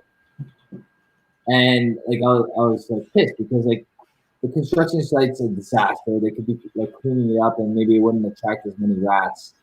And it was the only time I ever saw a rat in my life. This is the year of the rat, by the way. And I'm also born the year of the rat in 1984. I swear to God, no word of a lie, a rat comes out from someone like the side of someone's house, walks like literally toward us and stops under one of my cars. It was the most surreal thing I've ever experienced in my life. I could not believe. Like the second time I saw a rat in my life was like just after me telling the story about the first time. And like we're talking like a year difference between the two. Right. It was, I don't know, man. 2020 has been a weird year. 2020 has been the worst, man. It's been, yeah, well, in our lifetime for sure. Rob, you heard anything about Kensington Wine Market and the UPS store? So apparently the UPS store across the street will go to Kensington and grab your shit for you, but I don't know. I don't know what's going on in Alberta these days. I haven't even been like staying in the loop because it's not worth it at the moment. We have friends in Alberta now, so it's just better to do it that way. Whenever one of them comes over here, they bring it over. It's the legal way and it's the better way. Yeah, so I don't know, Kevin. I haven't heard that they're not, so well, I'm not sure. Stephen Connor is saying he's seeing rats the size of small cats in New York City. Stephen, so are you from New York City? Is that where you're from? Because New York's been getting hit pretty hard, man. I feel really bad for New Yorkers. Did you watch that video of the New Yorkers that were like singing the Biggie song? Kind of like the Italians were singing songs like from apartment to apartment. Did you see that? I have not, no. Pretty cool, man. We get down here, like downtown, at 7:30, like everyone's on their balcony, like banging pots and pans, like ringing bells for like to show support for all like the healthcare workers and stuff like that. Oh wow, that's cool. It's kind of cool, yeah. So now you guys got to unite in singing some sort of Canadian anthem, maybe like the Tragically Hip or something. Tragically Hip song, yeah. Or maybe even like a Bare Naked Lady song. That would be cool. What is like the Canadian anthem? I don't even know what we have. Canadian, like a Canadian song that everybody knows. Yeah. If I had $1 million by the Bare Naked Ladies, probably. I'm Seems pretty like it wouldn't be a fitting song, but yeah. Yeah, I think it would be fitting. I think everybody wishes they had $1 million right now. Yeah. Jasper's heading out. Take it easy, man. Sorry to hear that, Jeff. Hope everything gets better, buddy. Mark Saliva saying, I caught a rat in my shed. The smell was so bad. That's all. That sucks. Cliff there said, saying, I've seen rats on the metro climbing over passed out people. Oh my God. That's awful. May the 4th be with you. Exactly. Yes. Jeff, may the 4th be with you, buddy. Have you been watching The Mandalorian? Is that why you did that Yoda video back in when you did it? Yeah. Yeah, I really thought that was good. I've been so disappointed with Star Wars, like the revamping of Star Wars movies. I pretty much didn't like a single movie except for Rogue One. I thought was really good. Yep. All the other ones I was disappointed with, but I thought Mandalorian was a great series. I really liked it. Yeah, you're right. Rogue One was very good, actually. Yeah, I thought Rogue One was good. Yeah.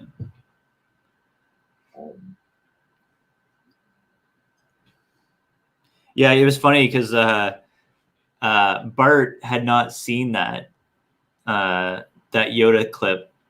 All right. And then Scott, they were on a live stream, and I asked him about it. I'm like, Bart, have you seen this Yoda thing I did of you? And he's like, no, I haven't seen it. And then Scott played it for him live on air, and he was just howling. He was loving it. That baby Yoda is so cool. But he's like 50 years old as a baby, isn't he? Yeah. That sucks. That's like a really slow evolution. You can how do any of the species make it out to adulthood? Well, because they have force powers when they're super young. I guess that's true. That Yoda that they use in the show apparently is like a fully automatronic robot, and I think it was I read a quote about there's a scene when one of the stormtroopers hits Yoda in the head to make him quiet or whatever. Oh, yeah. And George Lucas was like, don't fucking hit that robot hard again because it's a $2 million prototype little doll robot thing. Jesus. Stephen Connor saying that he's in Nashville but travels there often for work. At least he used to travel there. Claire Third is saying The Mandalorian should have been one long movie. Each episode was way too short. Isn't it about an hour each episode though? Yeah, maybe they were. Yeah. So right now I'm using my brother's Disney Plus. I like it. I like The Mandalorian. Well, how far are you through it? I think I'm on episode 5. Okay. I just finished episode 4 last night. There's only 8 though, isn't there? Is there? I don't know. I don't usually check ahead. I just kind of go. Jeff wants his $1,200 check. I think in the U.S., if you're a business owner or it's just people in general are getting $1,200? How's that work? I don't know. I saw someone post that on Instagram today that they got $1,200. Just every single person in the U.S. is getting $1,200. I don't think it's every single person. Okay. I don't know how it works.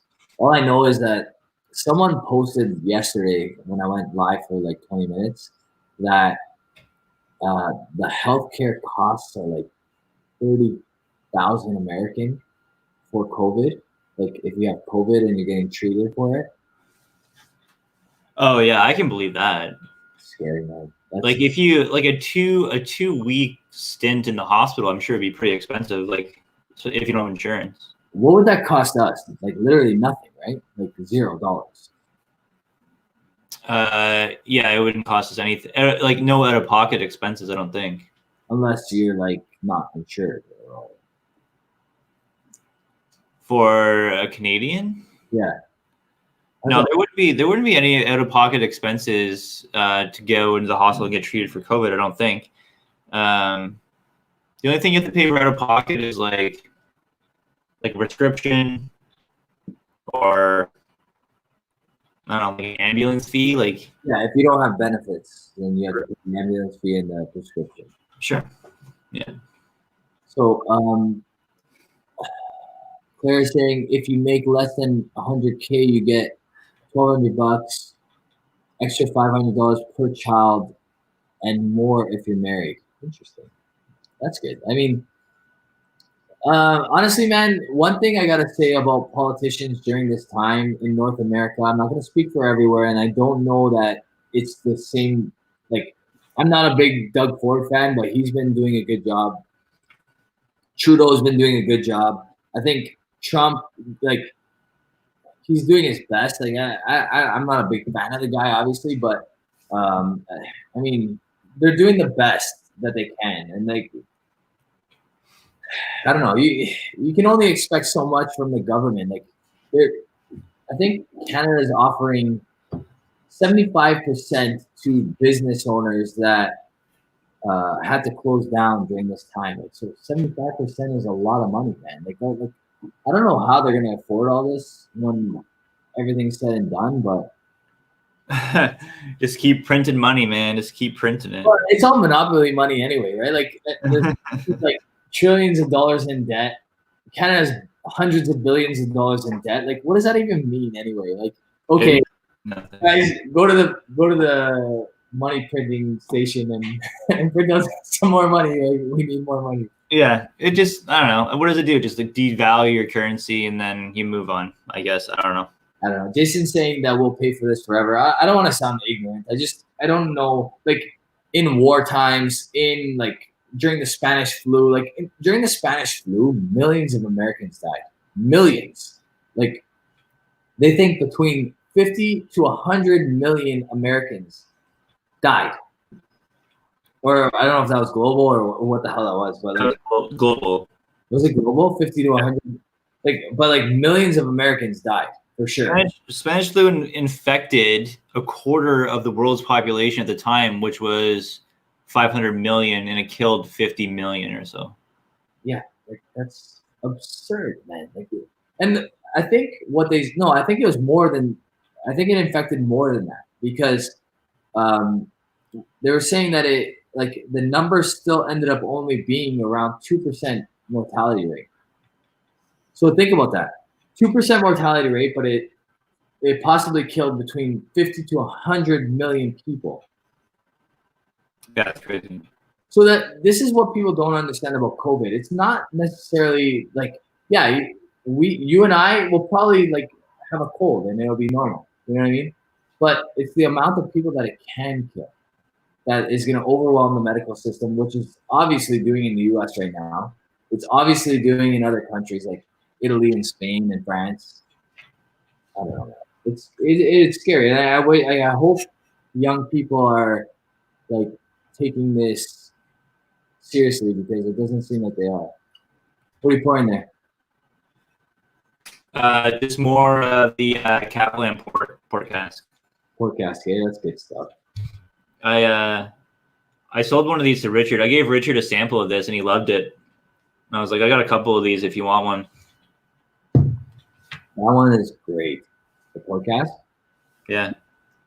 I wouldn't mind grabbing a Vino Barrique off you, actually, if you're willing to sell one. Yeah, I got a couple of Vinos. I haven't had a Vino Barrique in so long. What's going on with that new Catalan that we freaking put a deposit on and haven't got yet? I think what's going on with that is the dude that's responsible for all that did exactly what I would anticipate him doing, which is take off with all your money.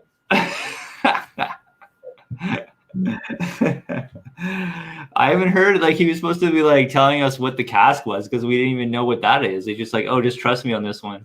Yeah. As soon as he said, I'm not going to tell you what the cask was the moment I dipped. I'm like, yeah, no. I'm not in. I'm not in for this. Like, no chance. Like, I don't trust you enough. Like, I already don't trust you. I'm definitely not trusting you enough to pick the cask and not tell us what it is.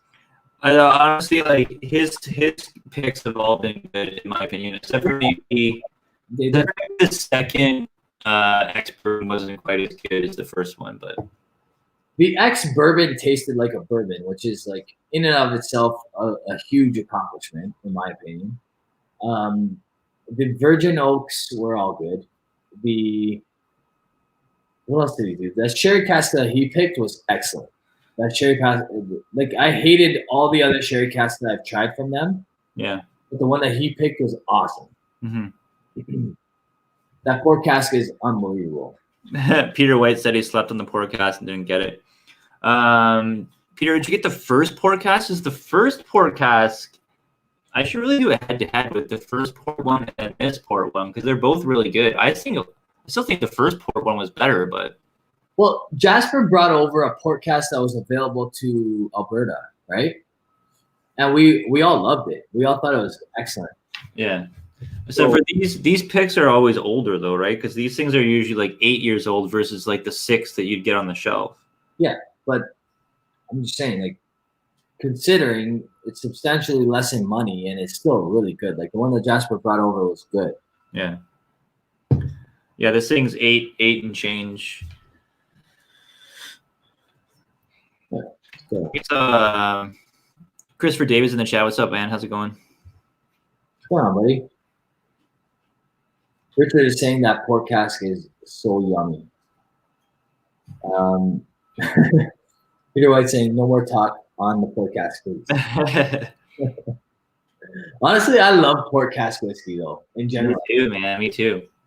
I think it's the best wine to age whiskey in because you never get that sulfur taste. I hate that ammonia taste that you get from sherry. I hate it. I hate that, like, and like, it seems like the more I get into whiskey, the more I find those ones that are like ammonia laden.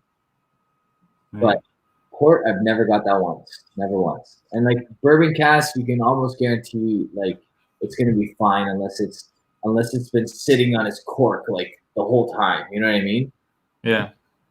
But like Cavalan must have just sourced some fucking amazing cask because this is 100% port cask matured, right? It's not just like a finish. Yeah. It's port all 8 years. Crazy.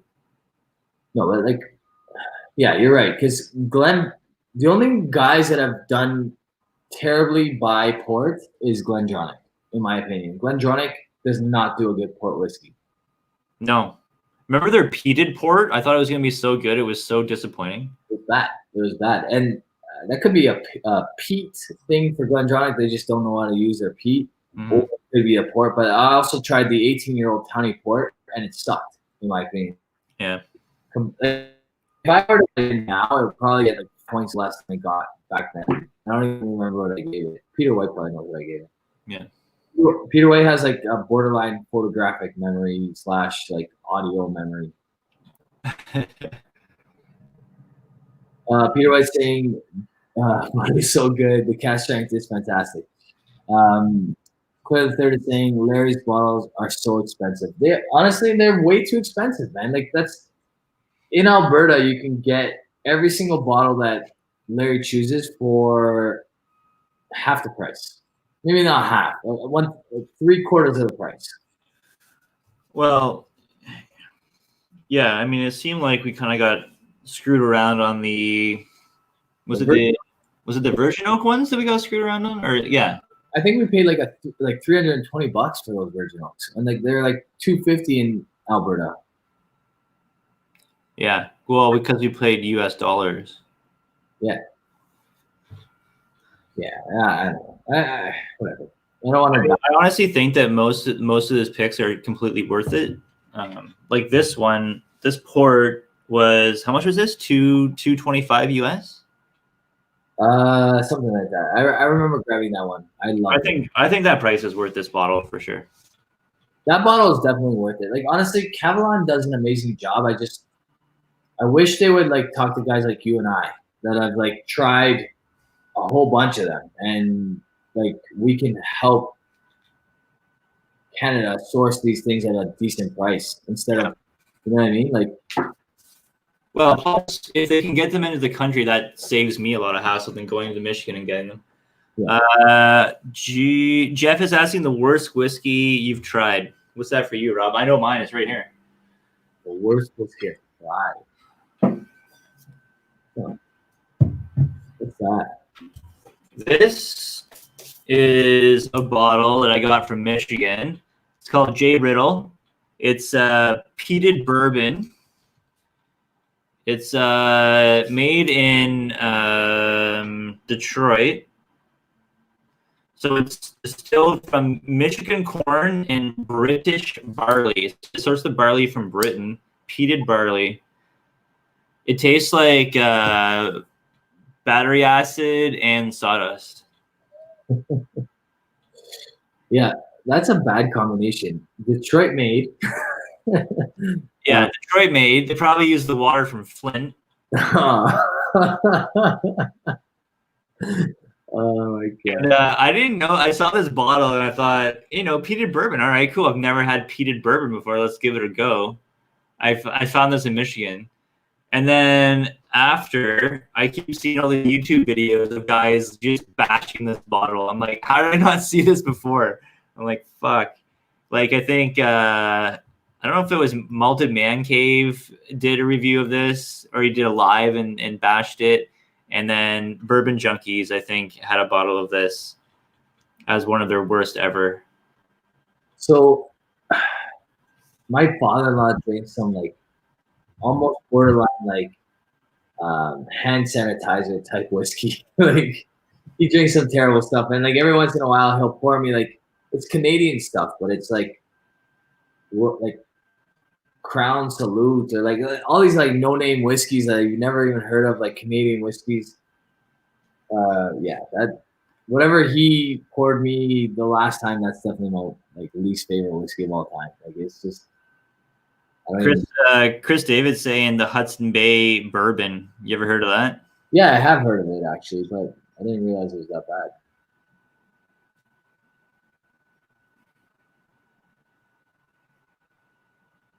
Catherine's saying the Talisker Storm is the worst she's tried. You gotta try worse bourbon, worse whiskey than that. I'm sure there's way worse than that. Huh. Steven's saying Glenn. He talks about Glenn Jonick in his last message. You try the older single cask port releases from the past year's batch. Yeah, I can imagine those single casks are probably pretty good. But the ones I've tried, like the 18-year-old Tawny Port and the peated port, they all suck, in my opinion. I'm gonna pour some of this just to ruin my palate. Why? You're a glutton for punishment. Because it's good. It's entertaining television. It's like sparring with. Okay, I know you're not a big follower of UFC, right? I watch the occasional, but I'm not like I don't know every single fighter's name or whatever like that. No.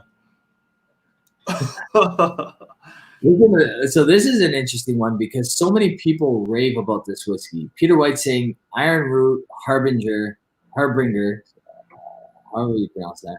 Harbinger, I'm thinking. Piss, I don't get the hype. So many people brag about this whiskey. I find that very interesting that Peter White thinks it's piss. Another good one is Akintoshin 12. I would just say Akintoshin, period. Honestly, I've never tasted anything good out of Akintoshin. Akintoshin, yeah, I haven't had a single one of their. Oh, you know what? I take that back. I've had an independent bottle of Akintoshin, and it was actually pretty solid. But it was, I think it was the X bourbon. I think it was 100% X bourbon. It was decent, but their core range is nothing I would buy ever. So Claire III obviously thinks that George T. Stagg is, wait for it, the best whiskey on the planet. Surprise, surprise. I mean, you can maybe say best bourbon on the planet. I think this has become like my mantra. What Catherine just said right here. I just posted it on the.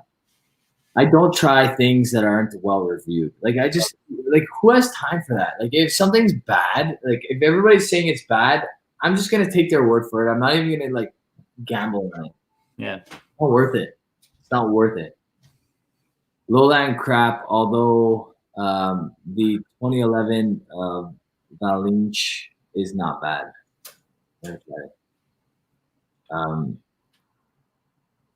Kyle saying rise and shine, baby. The worst I've had from Stephen Connor is Leatherwood Distillery Sweet Feed whiskey. I don't even Sweet Feed. That sounds gross. I don't even know what that is, but it just sounds gross. The Distiller's Art bottle is good. I think we're talking what? Iron Root or Akintoshin now? Brian Page is saying, I was curious about the Iron Root, the new Rift 2. I guess I'll pass on the Iron Root when it shows up in Ontario, if it ever shows up in Ontario. Peter thinks it's shit. Peter is a good judge, man. Peter's one of those guys that probably should be a whiskey reviewer. I've had one Iron Root. It was at your place. Who had it? It was it Vito? Vito brought it. Yeah. Vito brought it over. It was like, honestly, it was pretty impressive for what was it? A 24-month-old whiskey or 18-month-old whiskey? I'm not sure which one that was, but I liked it. So if that's the Harbinger or Harbinger or whatever the hell it's called, I liked it. I don't know which one that was though. I don't think it probably wasn't that one. No. You still had that live though. That was the live we did with Daniel from Tribe. Yeah, that's right. That's right. You could look back and see what one that was. I thought it was good for the age. I mean, I'm not sure how much those whiskeys go for. What's the price point on those Iron Roots? I have no idea. I'm really disappointed that I wasn't able to go to the whiskey tasting this year in Austin. Mm. Yeah, that stuff looks like a lot of fun. Yeah, it does look like fun. Maybe next year we'll go.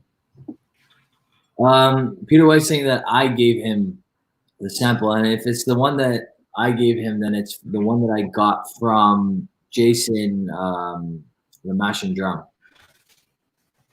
So, Scotch Comic is saying whiskey in the six, no leaves is driving me crazy. My wife is enjoying it though. Yeah, man, I'm with you. I'm dying for hockey. I don't think we're gonna get it back this year. It's gone, which sucks. Which absolutely sucks. This COVID virus is effing bullshit. Yeah. Everything from Peerless is horrible. Peerless Rye that is the most laughable price whiskey I've ever seen in my life at the LCBO. $200. Yeah, I tried it.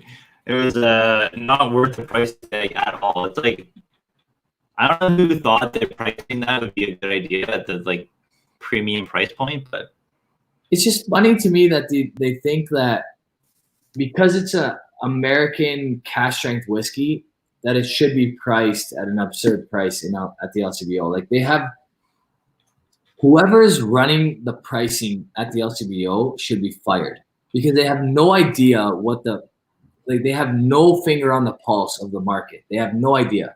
No. Like there are a lot of really good people at the LCBO. Like I know a bunch of people. I have good friends that work at the LCBO, and they know way more about whiskey than whoever the hell is pricing these whiskeys because it's absurd. It makes no sense, and like really, they should be fired and they should hire me because they have no idea what the hell they're doing. Yeah, and we can make them way more money. Yeah. Yeah, I don't know what happens. I mean, I don't understand it. I don't know why they should be able to have so much buying power and get the best prices on every single bottle that they bring in.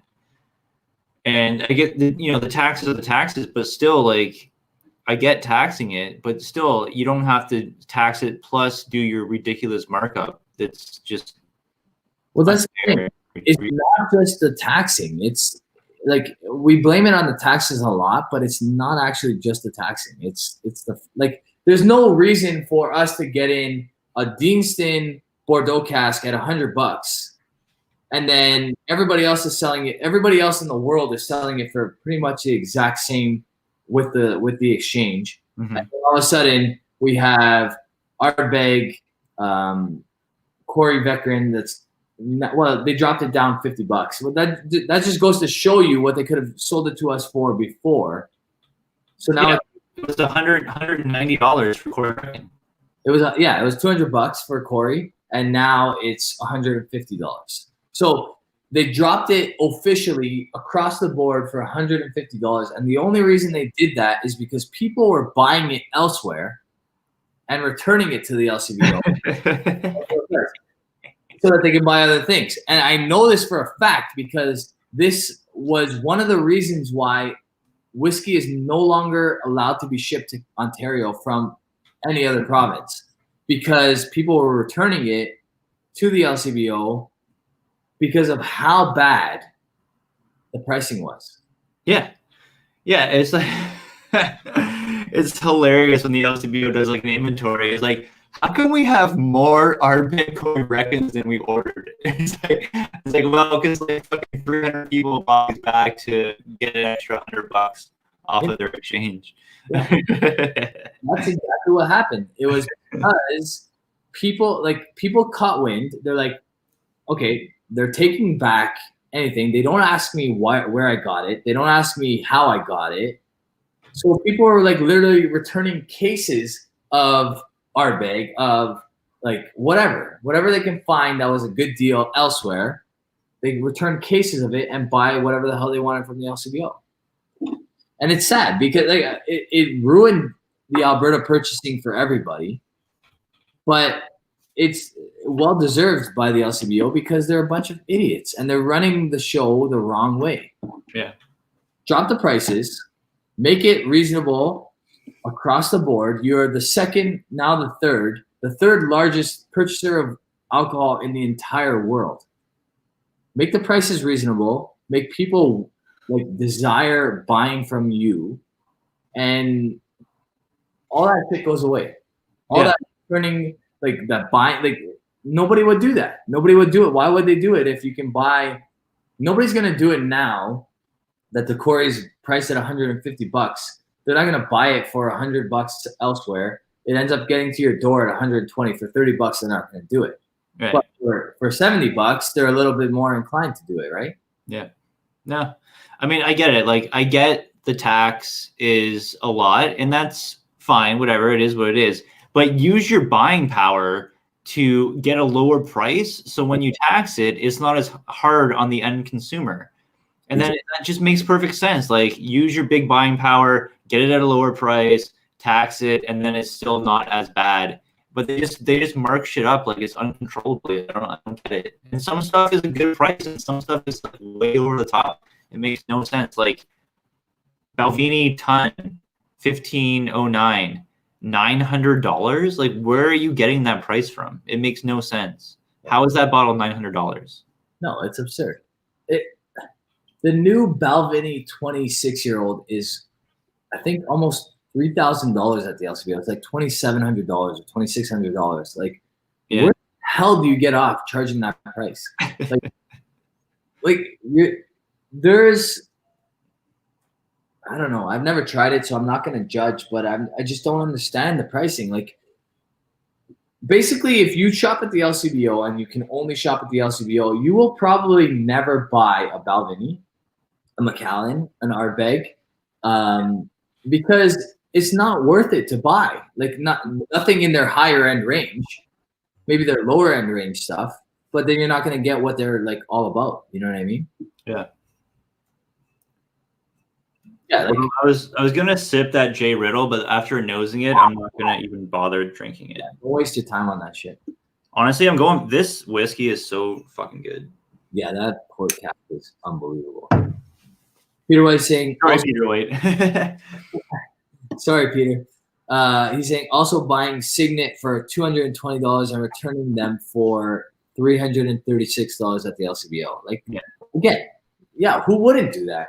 There was a time where we were getting Highland Park 25-year-old for like $400 on the dot. You think people weren't buying those and returning them for $900 at the LCBO? 100% they were. Guaranteed they were. Yeah, Highland Park 30, $2,000. Yeah. Like what? We were getting those for $800. Yeah. You know what I mean? So like guaranteed people were returning those to the LCBO. Why the hell wouldn't they return them?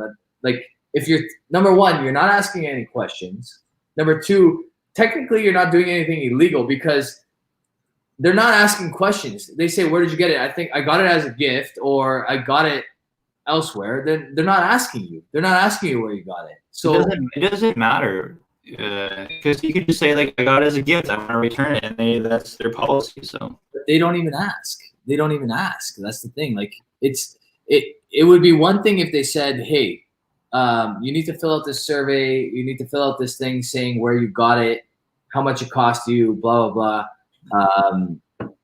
If that was the case, then maybe people like would be maybe a little bit more reluctant to return these things. But then like obviously it screwed up the system for everybody because now buying from Alberta is no longer an option, which sucks. I don't know why. I don't know. Whatever. At the end of the day, like, what's the point of returning anything to the LCBO if there's nothing desirable to purchase from there? Because we don't actually get anything really that great anyway.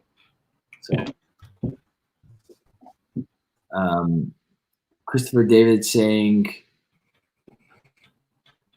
nice, more Cavalon. He's excited about you pouring yourself some more Cavalon there. Peter White saying that he loves the Whistle Pig 10 and the store picks. Anybody open the new Eagle Rare 17-year-old? Did you see the Bourbon Junkies review on the Eagle Rare 17-year-old? Yeah, I feel like they thought it was the best whiskey before they even tried it, but yeah, they seem to love that thing a lot. So Bourbon Junkies are doing really well. Like what's their like Patreon at right now? Oh, it's crazy. They have like over 100 Patreons, I'm sure. Yeah. So their Patreon's huge, and they recently acquired a bottle of the Eagle Rare 17, which is like, what's the secondary on Eagle Rare 17 right now? Like around, I think it's like around 2,000 US for the newer like 50.5%, like was it 107 proof? Whatever. Yeah, the newer ones, the two newer ones are around $1,800 US, something like that. 1,500 US. So Claire is saying that the Eagle Rare 17 isn't that good. I don't know. I've never tried it. I never will try it because if I ever acquired a bottle of that, there's no way in hell I would open it knowing what it's worth and what I can get in equivalent to like a Scotch. You know what I mean? Like yeah. I could sell that bottle, which yes, I'm being part of the problem and all those other things, and I hate myself for doing it. But the thought of being able to get 4 or 5 incredible Scotch whiskeys for the exact same price as what I would sell that Eagle Rare 17, you're like, there's no way in hell I'm opening that bottle. Like, how can I do that? Like, how can I buy that? No. You know, like, I really trust the opinion of, you ever watch the Bourbon Brothers? Yeah. It's like an older channel, but they always do, like, the BTAC lineup. One year they were, like, the Eagle Rare 17. It's not the newer ones, the higher ABV, but the old 45%ers. They're like, we like the 10-year-old better than this. And I think, like, some other people share that opinion as well. I mean, I get it that now it's a higher ABV, but is, 5-6% more ABV really going to do that much? Maybe, but is it the best bourbon ever? Like, I don't know. Honestly, like, their review, I felt like they were really excited about it and they maybe had made up their mind before trying it. Like, they just cracked the bottle and had one sip and they just, like, claimed that it's the best bourbon they've ever tried. I feel like you kind of need a little more time to make that conclusion. You know what? My opinion. I'm going to say this. Maybe I'm a little too honest, and I think that definitely does affect me. But I think we're all guilty of it. Like, I think I bought bottles that I spent way too much money on, and I liked it way more than I should have just because I spent too much money on it. I think the hype does get to you sometimes. I'm guilty. I guarantee you, like, I'm guilty. I'm not going to speak for you, but I'm definitely guilty. So I totally understand where they are coming from with that review. Like, I get it. I get, like, they're bourbon guys. They're the bourbon junkies. Sure. You know what I mean? Like, and I really actually respect their channel. I watch a lot of their stuff, and I like whatever. Like, I'm not a big bourbon guy, but when I want to know what bourbon I should buy, I check their channel. I check Jason, the Mash and Drum. I check a couple different ones because I know that they know more about bourbon than I'll ever know because I just don't care to know. You know what I mean? So at the end of the day, I've had enough bourbon to have a good opinion on it, and I know I know I will not like that whiskey. Like, I'll like it, I'll think it's okay, but is it going to be better than the Pappy Van Winkle 23-year-old that we tried? Is it going to be better than the Pappy Van Winkle 20-year-old that we tried? Is it going to be better than the Pappy Van Winkle 15-year-old that we tried? Sure. Probably not. You know what I mean? It's definitely not going to be better, in my opinion, than the William Lou Weller that, like, I love. Yeah. It's not going to be better than the George C. Stagg. So, like, what's the point? Like, well, I mean, like, those guys have had those bottles, right? They've reviewed those ones, and not even that long ago. So, but yeah, I still feel like their mind was made up before they even tried that. And you really can't just claim this your favorite bourbon after taking 2 sips from a glass, like, especially a neck pour. I mean, it's just I feel like that review is pretty biased, but that's my opinion. You know, like I said, I respect their opinion, and I actually really like their channel. And I think they're really great reviewers. I like their channel too. It's very entertaining. It is an entertaining channel to watch for sure. Those guys have good chemistry, good back and forth. They bring lots of comedy into it, and they have lots of whiskey experience too, right? They've tried a lot of different things. So yeah, you got the comedy element, plus you've got like an opinion that you can trust. But I feel like that review is a little off. Yeah, I mean, I don't think I should say that the review is off. I think I've been guilty of what I think is going on there, is all I'm trying to say. I think I've been guilty of giving something a better mark that probably doesn't deserve that mark just because I was really excited about that whiskey. And but at least you tried the whiskey multiple times before even coming to that conclusion too. Mm-hmm. Yeah, I've tried whiskey lots of times that I thought my first pour of was really, really good. I've gone back to it. I'm like, no, this is not that good. Exactly. And that happens to me. Like, but really, if I didn't learn that lesson in the first year of doing whiskey reviews, I'd be still making that mistake. You know what I mean? I would still be opening the bottle live or opening the bottle on my review, pouring it out, sipping it, and being like, oh, wow, this is incredible. Meanwhile, like, if you don't give something like 3 or 4 pours, you really will never know how good that whiskey actually is. Yeah, for sure. 100%. So that's why, like, as much as I respect guys like Serge, I will never buy a bottle based on a guy that reviews whiskey on samples. Because you give a Highland Park 10-year-old a 90 out of 100. Then you give, like, Highland Park 17-year-old the dark a 78 out of 100. I'm like, yeah, that's absolutely absurd to me because I know for a fact I've had both of those whiskeys. The dark is leaps and bounds better. Like, I don't factor price into my marking. The dark is way better. Like, it's not even on the same planet as the Highland Park 10. Yeah.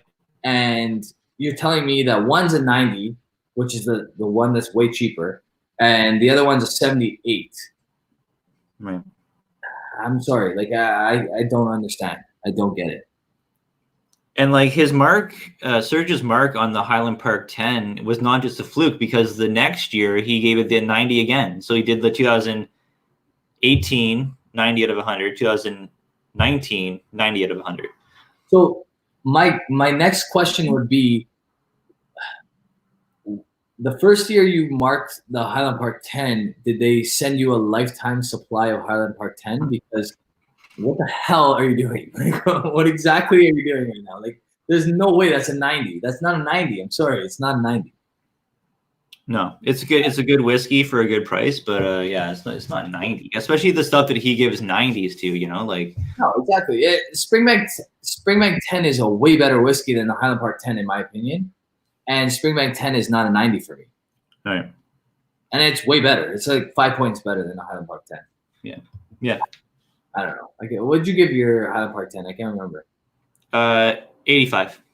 Yeah, I think that's a reasonable score. Like, And I really liked it. I thought I was really impressed with it. And I mean, I might have scored that higher than other people would score it, but I really did like Highland Park 10 a lot. so, but that makes more sense though. Like, a 90 for me is like something. I don't know. You know what? A lot of people probably say that about my marking. Like, everybody has their thing. You know what I mean? Like, maybe people are gonna try that Amroot rum cask and be like, "What the hell is Rob talking about?" Yeah. So everybody has their own preference or whatever, and that it usually comes down to that. Yeah. Peter White bought a bottle of Gordon MacPhail Bunnahabhain 2009. He sent me a sample. He gave me a sample. It's very good, but he's like, Serge scored it a 90, and it's a super hot whiskey. Like, it's not a light whiskey. You know what I mean? So like, what's the score coming from? Like, I want to know the criteria. Yeah. Yeah. I mean, I guess it's like with those guys who like Serge, and if you look at who's the whiskey Bible guy again? Why am I forgetting his name? Jim Murray.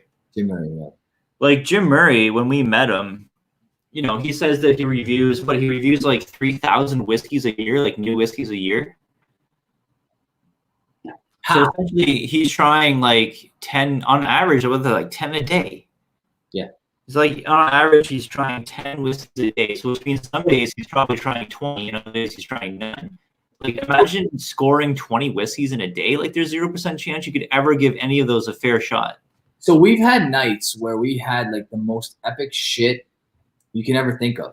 Like, Jasper's brought over 10 30-year-old bottles, and we're like, this is all amazing. And then ask me the next day what we tried, and I have no idea what the hell we tried. But I know it was great, but I have no idea what the hell we tried. So how the hell is he trying? I don't know. Like, is it like, I know you, like, a lot of these guys use spit buckets, but like the impact that like alcohol has on your palate, it's not just about making you drunk. It's about what it does to your tongue, what it does to your, like, Yeah. you know what I mean? Like, at a certain point, it like numbs your mouth. You know what I mean? Like, Yeah. your tongue can't have 8 grams of whiskey and taste. Like, I used to think, I had a 30th birthday, and I'm gonna get to like what just happened there in a second. But I had a 30th birthday. My wife threw it for me. It was a surprise birthday party. She surprised the shit out of me. We had this birthday party. We went through my entire, like, almost my entire collection at the time, $900 worth of whiskey, easy that night. And I thought that Glenmorangie 18-year-old was like the most epic whiskey of all time. So I bought it again because we crushed the entire bottle that night. We crushed the entire thing. Yeah. So I bought it again, and I opened it again, and I tried it again to review it. And I did review it on this channel, I believe. And it was just okay. Right. It's okay. And like, the moral of the story is, never judge a whiskey 4 grams in, because you're never going to give that a fair assessment. Yeah. And also, like, never expect, like, there was times where I had Crown Royal at the end of the night, and I thought it was the best whiskey of all time. You know what I mean? So that's it. That should explain everything. But Christopher David dropped a $10 super chat. Thank you very much, brother. I love it. He's saying, loving this stream. Love the content from both of you guys. Unbiased and honest. Thank you, man. I appreciate that. Christopher David is one of the biggest supporters out of all of WhiskeyTube. He's on everyone's streams, everyone's like Patreon. So yeah, thanks a lot, man. You're a star, as Roy would say.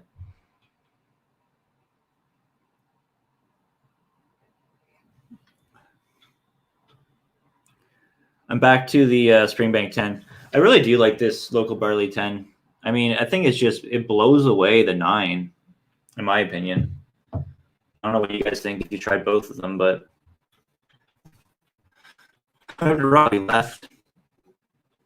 Take it easy, Peter. Have a good one, man. Have a good night. It's not in the same league, in my opinion. The 10-year-old and the 8-year-old, they're not close. The 10 and the 9? Yeah. Yeah, sorry, the 9. Yeah. Hmm. They're not in the same league. I'm gonna have one more, guys. This is going way longer than I anticipated, but I feel like this is like making me feel normal again. Yeah, it's nice to get back and do a live. It's been a while for me. I haven't been on in a while. Well, we're gonna make this a habit now. Like on Thursday nights, because I know how to use StreamYard now, we can do this more often. Yeah. What should I drink for my last drink of the night? Should I drink I don't know. one of the 2 bottles that Richard got me, which is the Wild Turkey Revival or the Glendronach 18. There's also the Amaroot that I keep talking about that I absolutely love. Yeah, do that Amaroot. I want to hear your some notes on that thing. This Amaroot is stupid good. Like you can buy a bottle of it. There's still some left, man. It's actually on sale right now, 20% off. Steven's saying that he agrees that the 10 is better than the 9 for the local barley, but he sell them all for the 16. Yeah, the 16. Rob, remember the 16? We tried that. I had a sample. I mean, you split it. The local barley 16, and we did the 11 and the 16 back to back. Mashing Drums in the house. He's saying, "What's up, fellas?" That 16-year-old was unbelievable. You know what I want to get is the old local barleys, the ones when they used to bottle them at like 30 years. Yeah, Mike and Narby did a review on a couple of those ones. I think they just had samples or like small official bottling, but small like minis. Scotty's jumping in. He says, "Are you still live?" Question. Yeah, we're having some fun, man. It's, you know what? Give us a break. We've been in lockdown for what? It's 3 weeks for me. I haven't hung out with my brothers, my parents, my friends, and obviously, like, you know, my whiskey boys on Thursday nights. It's been a while, man. It's been a while. Mash and Drum. I wonder if he's done my blind tasting I sent him yet. So obviously, I've been hitting this bottle pretty damn hard. So honestly, you get like the nicest dessert like banana cake you'll ever get in your life from this whiskey.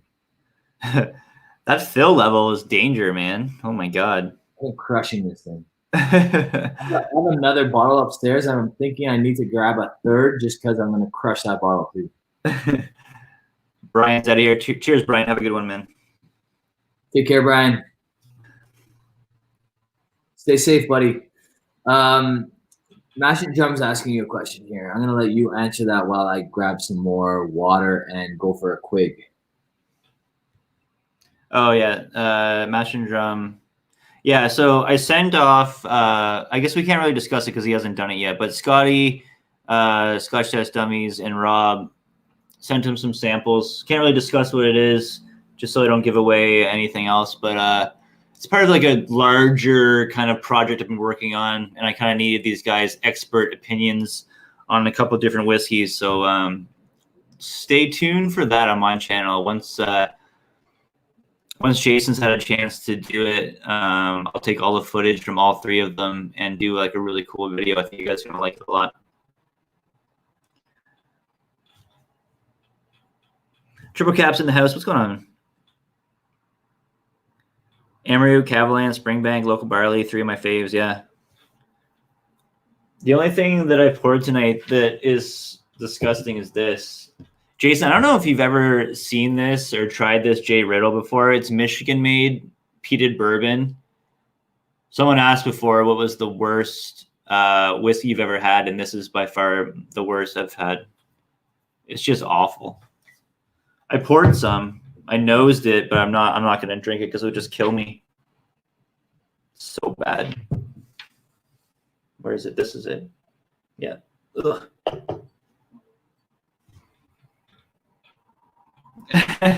Jason saying that he's heard stories about it, but not in a good way. Yeah, it was like I was telling these guys earlier that like I bought it and tried it and thought it was like the worst thing I've ever had, and then I saw all these like whiskey tubers talk about how bad it is. I was like, well, I wish I would have saw that before I bought it, because it was I paid a lot of money for this. This was like $45 for this bottle, so it's not like a bottom shelf bottle. Like $45, you can buy some pretty good bourbon with. So yeah, it was pretty disappointing. Triple Caps like comment there. I could die just having those 3 whiskeys for the rest of my life. Like if we went on official lockdown and Amroot, Kavlon, and Springbank just dumped like cases and cases of like their stuff on my driveway, and that's it. Like that's the only whiskey I would be able to have for the rest of my life. I'd be totally okay with that. Those three brands right there. I think they might be my like 3 favorite brands at the moment. Someone on Instagram asked me the other day what my top 5 distilleries were. It's like a hard answer to give, I think, you know. It's crazy hard because like most of them would be Scotch, but those are like 2 of the non-Scotch whiskeys that like would definitely make the list, and there's got to be an Irish, like probably Redbreast would have to be. Really? If you could pick your top 5 distilleries, you think Redbreast would make the cut? Not Redbreast, maybe Teeling. I'm not, or maybe like Tyrconnell. I don't know. Like there would have to be an Irish influence in there, because if you're insane, that makes no sense. Why would you ever pick an Irish distillery as your top 5? Because Irish whiskey brings an element to whiskey that you don't get from anything else. Like nothing else tastes like Irish whiskey. Nothing. I don't care what anybody says. Scotch, bourbon, any type of single malt across the entire planet, nobody can get the flavors out of a whiskey that Irish whiskey can. So Tyrconnell, for example, the Tyrconnell 16, that Bushmill pastries and sweet treats that we had that time, like that whiskey is just, for me, if you could replicate that Bushmill pastries and sweet treats and just like do that across an entire line at cask strength or at a higher ABV, like man, how could that not make your list? Well, because like Canadian whiskey has a unique profile as well, but I'm not picking like Wiser as my top 5. Oh, all right. Like unique is not the only category I'm looking at. Like, so yeah, Canadian whiskey does have its own, but like really there's only one Wiser's that I would want in my inventory for the rest of my life. Like there's not that many, you know what I mean? Whereas I don't know, like Springbank would be my number 1 for sure. And like when I say Springbank, that includes the Hazelburns and the Longrows that come out of that distillery. Yeah. You know what I mean? So that's interesting. Yeah, so I think I answered the question with Springbank, Bruichladdich, Balvenie, Highland Park, and fuck, what am I forgetting? There was one other like very obvious one. I gotta look it up. Not Glendronach, not Macallan. No, it wasn't Macallan or Glendronach. No. For me, it would be Springbank, probably Glengoyne. Clynelish. Clynelish is awesome. That's what I said, Clynelish. My top 3 would probably be Scotch. So it would be Springbank, Glengoyne, Highland Park. Those have consistently been my top 3 Scotch for a while.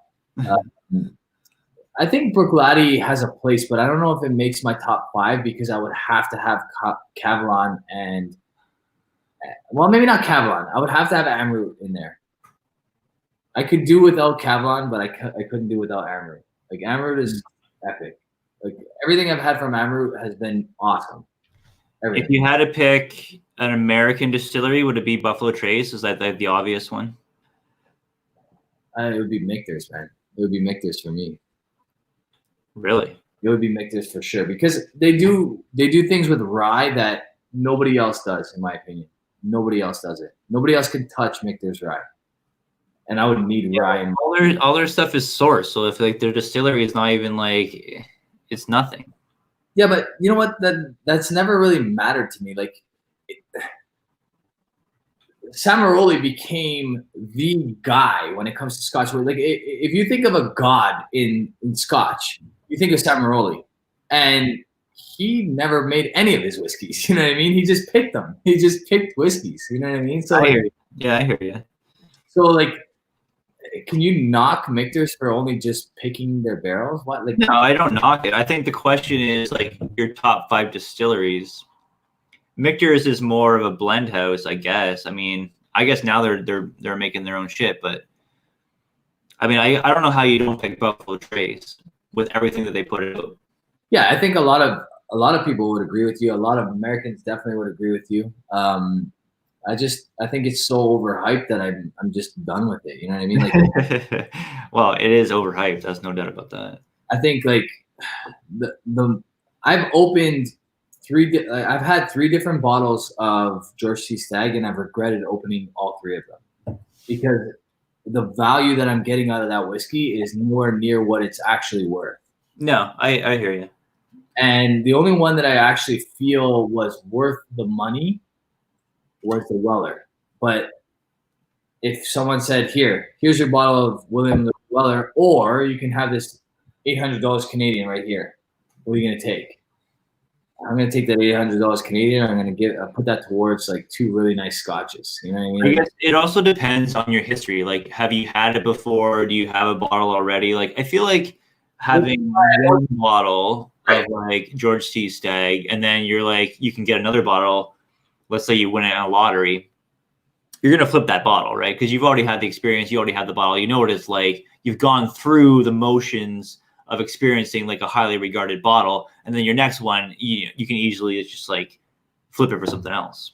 So I'm gonna be 100% forthright here, and I'm gonna say that picking a distillery is like picking a tattoo. Like, I can't do it, and the reason why I don't have tattoos is because I can't make my mind up. Like, that Talisker 15, like when we were talking about this, the only thing that was haunting me in the background is that Talisker 15 that we've had recently. I love that whiskey. You know what I mean? Like, I absolutely love it. There's Lagavulin expressions that I've absolutely been like in love with. Brook Laddie, same thing. Like, it's so hard to choose. Like, to pick a top 5, it's not even a fair thing because every single distillery has their like studs and duds. You know what I mean? So like, I don't know. Mm. There's very few that like are without flaw. Well, like every distillery is going to have like amazing releases, and then good releases, average releases, and then releases you don't like. You know, it happens with everyone. It happens with like any like whiskey in a lineup too, right? Like, look at Stagg Junior, and like how far that release has come. You know, the first ones I didn't think were good at all. Yeah. And now they've come like so much better. So like, you know, someone tells you, oh, my favorite bourbon is Stagg Junior. You're like, well, what batch? You know, like they're so dependent. Like each release is so different, and that happens in obviously every distillery. But am I wrong in saying that Brown Foreman is the one that makes Old Forester? Is it Brown Foreman? Yes. Yeah. So the newest, sorry, not the newest, but like recently the LCBO got the 1920, the Old Forester 1920. Yeah. I love that whiskey. I think it's phenomenal whiskey for the price. And yeah, like the LCBO price was even more than you'd pay in the States, right? Yeah, it's $70 at the LCBO, which I think is still pretty reasonable considering it's a like barrel proof. It's probably it's like $50 in the US. Is it $50? I thought it was like 40. I don't know. I don't know what. Anyway, yeah, it's a good price. So, like when I try that Old Forester 1920 and I put that head to head with like most of the barrel, like I have an Elijah Craig 12-year-old, and I know they vary. Like there's literally 3 releases every single year. So like they vary drastically. And Scotty's saying that it's $65 US where he is. Oh wow, okay, yeah. Like you're talking about a 12-year-old bourbon that everybody goes bonkers for. Like everybody goes nuts for it. Like Jason Mash and Drum will release a Elijah Craig 12-year-old barrel proof review, and like literally within like 5 minutes it has 5,000 views. You know what I mean? Like it's like Americans love it, but like there's so many bourbons out there that like are just like not. I don't know. So like, it's very difficult for me to. You can say Elijah Craig Barrel Proof is overrated because I honestly agree with you. I think that there's a couple good versions of it, but overall, I mean, it's not my favorite bourbon, that's for sure. I never really liked the Elijah Craig line. Like even just the old 12-year-olds, I thought were not that good. You know what? I don't know. I recently opened, what was it? Was it a 2017 George T. Stagg, or was that 2018? I can't remember which one I opened. I think it's the 2017. Peter White has the rest of it. And I just was not impressed. Like I thought I really liked it when I tried it at your house.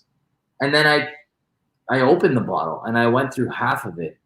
And I just was not impressed. Like I was trying to love it, but I couldn't. And it basically it deterred me from ever wanting to open another BTAC again, because the only one that I ever really was in love with was the William LaRue Weller. And to win those up here is like never happening. So yeah, I don't know. I thought that 17 George T. Stagg was really good. Yeah, and that's this hobby in a nutshell, right? Like every single one of us has a different like palate. So this whiskey here that I just gave a horrible mark to, right? Some people are looking at this review and being like, what the hell is Rob talking about? You know what I mean? Like that's amazing whiskey, but for me, it's not good. And I won't even finish the dram that I had because for me, it's not worth it to like, I don't know. Yeah. Yeah, I mean, I really want to try the 2019 George T. Stagg just because I know people are not big on it, and I just want to know for myself, like, how much of a drop off are we talking here? It'd be really interesting for me. I mean, if you're picking Stagg Junior over, George T. Stagg, that's saying something for sure. Absolutely, that's Stagg Junior. That the bachelor team that I have here, it's excellent stuff. I'm very curious how I feel. I want to do a head-to-head, and I wouldn't mind doing them blind because I haven't tasted them in a while. The Old Forester 1920 versus the Stagg Junior 13. Yeah. So I do think that the Stagg Junior bachelor team is better, but I can't I don't know. I don't know how much better it is. Claire the Third saying that Stagg Junior is better than Elijah Craig Barrel Proof. I would say that Stagg Junior batches 12 and 13 are 100% better than any Elijah Craig Barrel Proof I've had before. I've had the old grenades. What was that old Elijah Craig Barrel Proof you had? The old grenade style bottle. What batch that was? Was it? I don't know. The ABV. It wasn't over. Was it over 70%? It was like 64. No, it would have been higher than that. Is it higher? I don't remember. I remember when I was at Swami's place, I tried his batch. I want to say it's batch 12. It was like the last grenade style bottle before they went to the coffin style, whatever that one was. And I thought that one was just like good, but not great. But the grenade style, is that part of the ECBP line though? Like I think it's different, isn't it? No. Because the older bottle was like the old 12 Elijah Craig, right? Like it was like that like weird looking bottle. I'm talking about the barrel proof bottles when they were the more like smaller stubby style before they went to like the more like coffin style looking bottles. Single barrels, weren't they? The grenades? No, they weren't single barrels. Okay. A lot of conversation about what we're talking about. Obviously, Stag Junior is better than ECBP according to Claire. Yeah. Passion Drum agrees with Triple Cap. I didn't see what Triple Cap said. Flavorful stuff. Talking to Captain Bono. Ugadon. Honestly, like, I don't know. The one bourbon that blew me away recently was one that actually Jason sent to me. I forget what it's called at the moment. Man, he actually grabbed me a bottle of it, and we're doing a little like trade / whatever. Like, we'll figure it out when he gets here. Jason, remind me, man. I can't remember. In the chat, I saw him. So here what it's called. I want to say something like four gate. There we go. Yeah. Yeah. So that's the one that I can't remember which one he got me, but I'm excited to get it because when I tried that whiskey, I was like, wow, this is epic shit.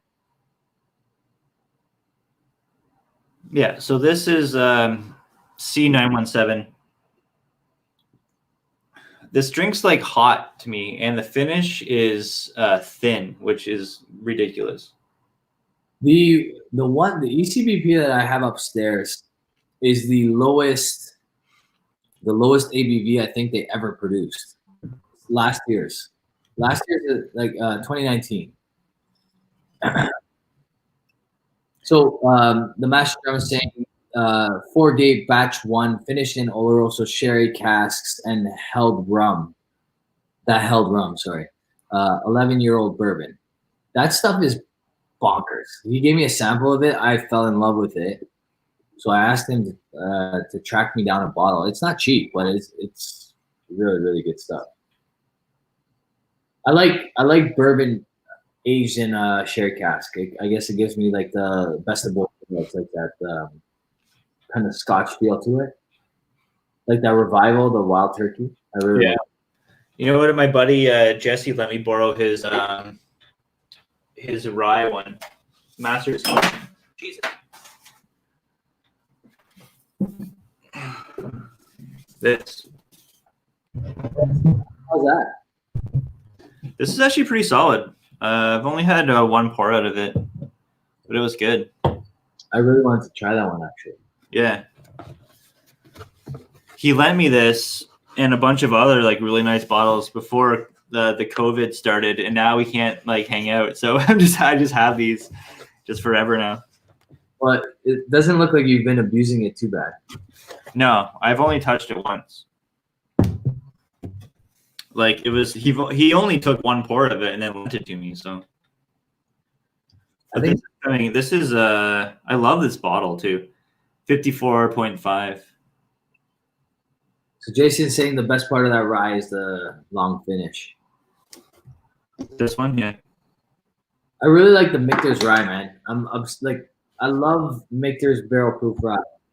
Their toasted barrel, obviously you guys know how I feel about that, but like dipped into that Michter's barrel proof rye a few too many times. I opened it recently.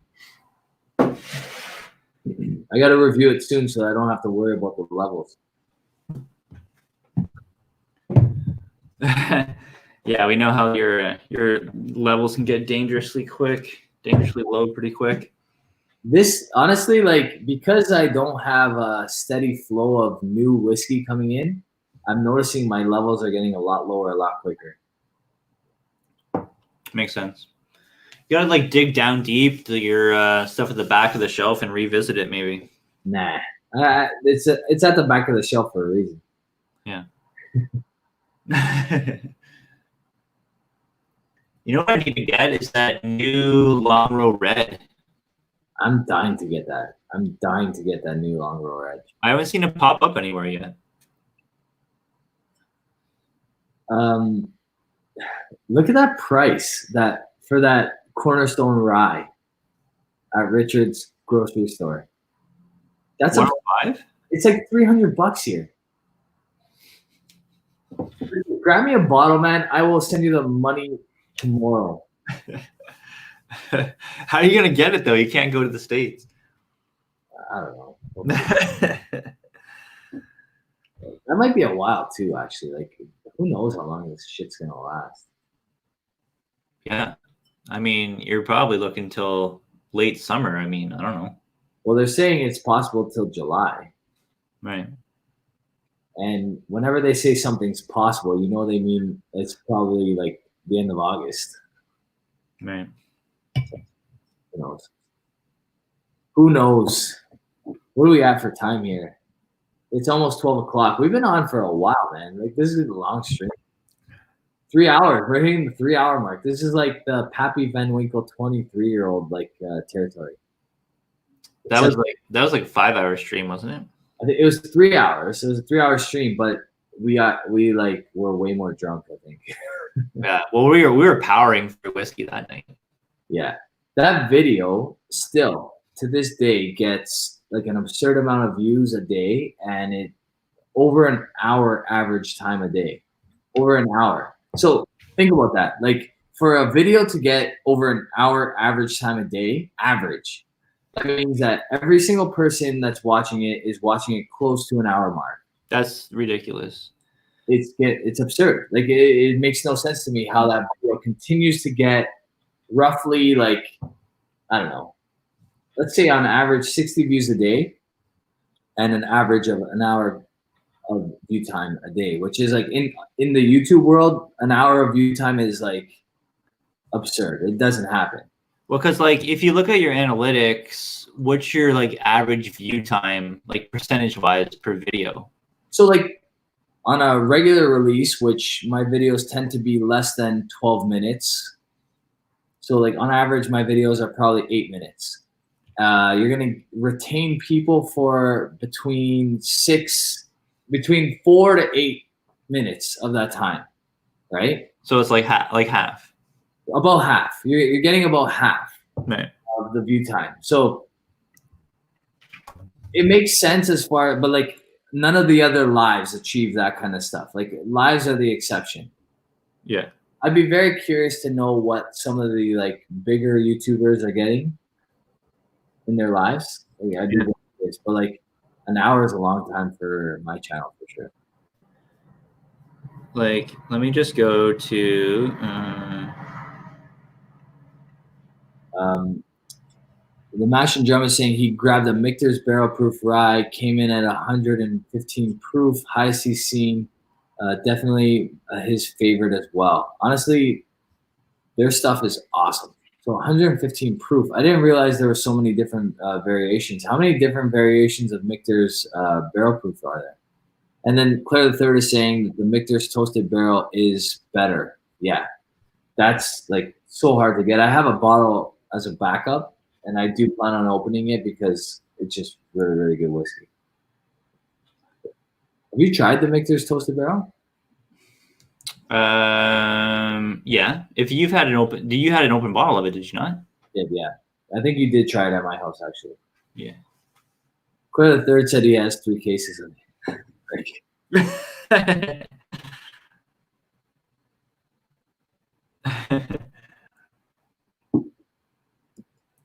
Claire, man, send one up, man, as a COVID gift. I'll split it with Jeremy.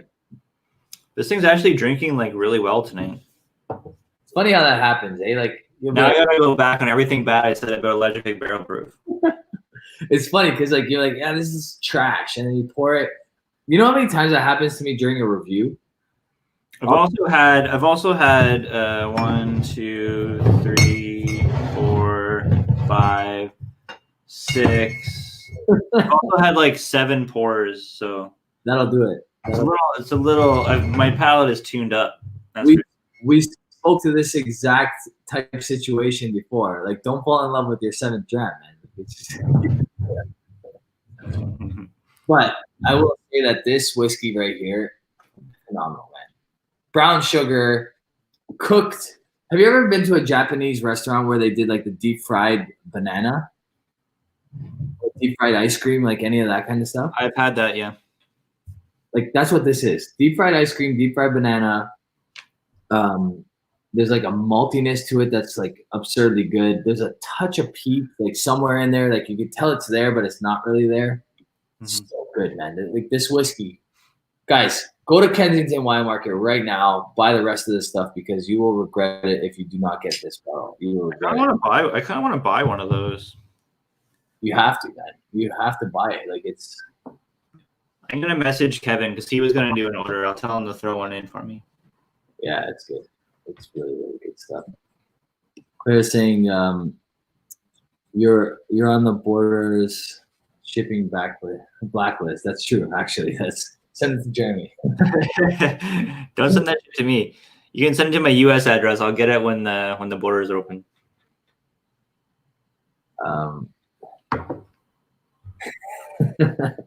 P Boss is saying not even an epic night, and we're still going. Yeah, whatever, man.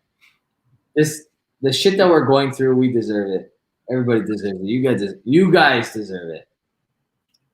Paul, what are you drinking right now, man? That's what I want to know.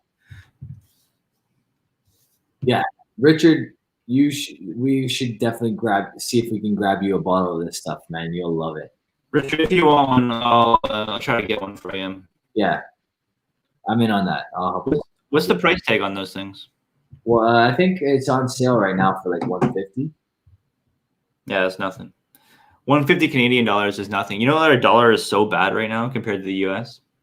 Yeah, it's still the same for us. You realize that? I know. It's still, I'm saying for Richard, that's like $35. Yeah, for him it's nothing. Right. I think on a good day, $150 is nothing for Richard anyway. So it's currently $151.99, but regular price is $190. 60% on the dot. This is like honestly one of those ones where I wish I had the money to buy a case of it. If I didn't have to review other stuff, I would, because it's that good. Yeah. Paulo is saying you're 1/3 of the way there. To what? I don't know what he's talking about. Steven Connor is drinking a GTS that's worth the price. 2014. And I'm not a bourbon fanatic. Mm-hmm. I think Peter White would agree with you if that's the was it the 2012 or 2014? I think Peter White liked the 2012. 12? I had the 2010 at a port bar, and I thought it was fantastic. It was the first George Cizek I've ever tried. It was great. Did you have the Port Nova Amaret at my house at the time? Yeah. Actually, you know what? I was looking through my samples the other day, and I saw it. I got a Port Nova sample over there somewhere. It's good, man. I love Amaret. Honestly, I think Amaret is the most underrated distillery by far, like bar none.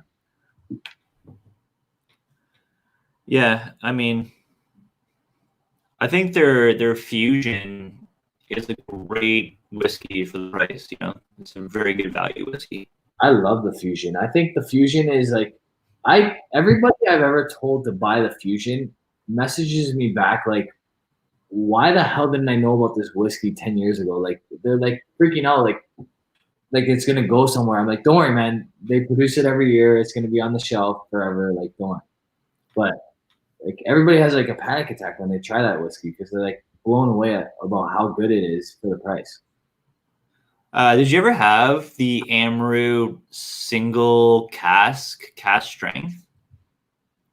DLCO had one, like maybe like 2 years ago.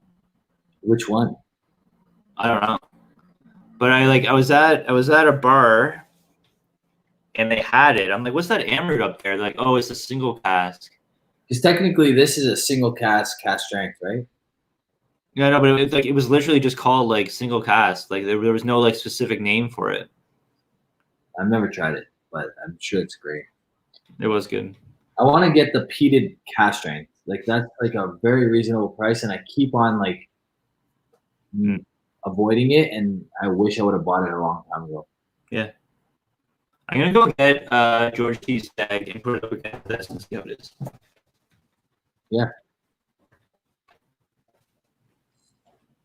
P-Boss had the Octomore 10.3, and now he's having the Lagavulin 12. Lagavulin 12 is good stuff, man. I want to have the new Lagavulin 12. I should grab a bottle of that. I don't think Kensington ships to the U.S. They don't, but I'm pretty sure you can probably arrange for it.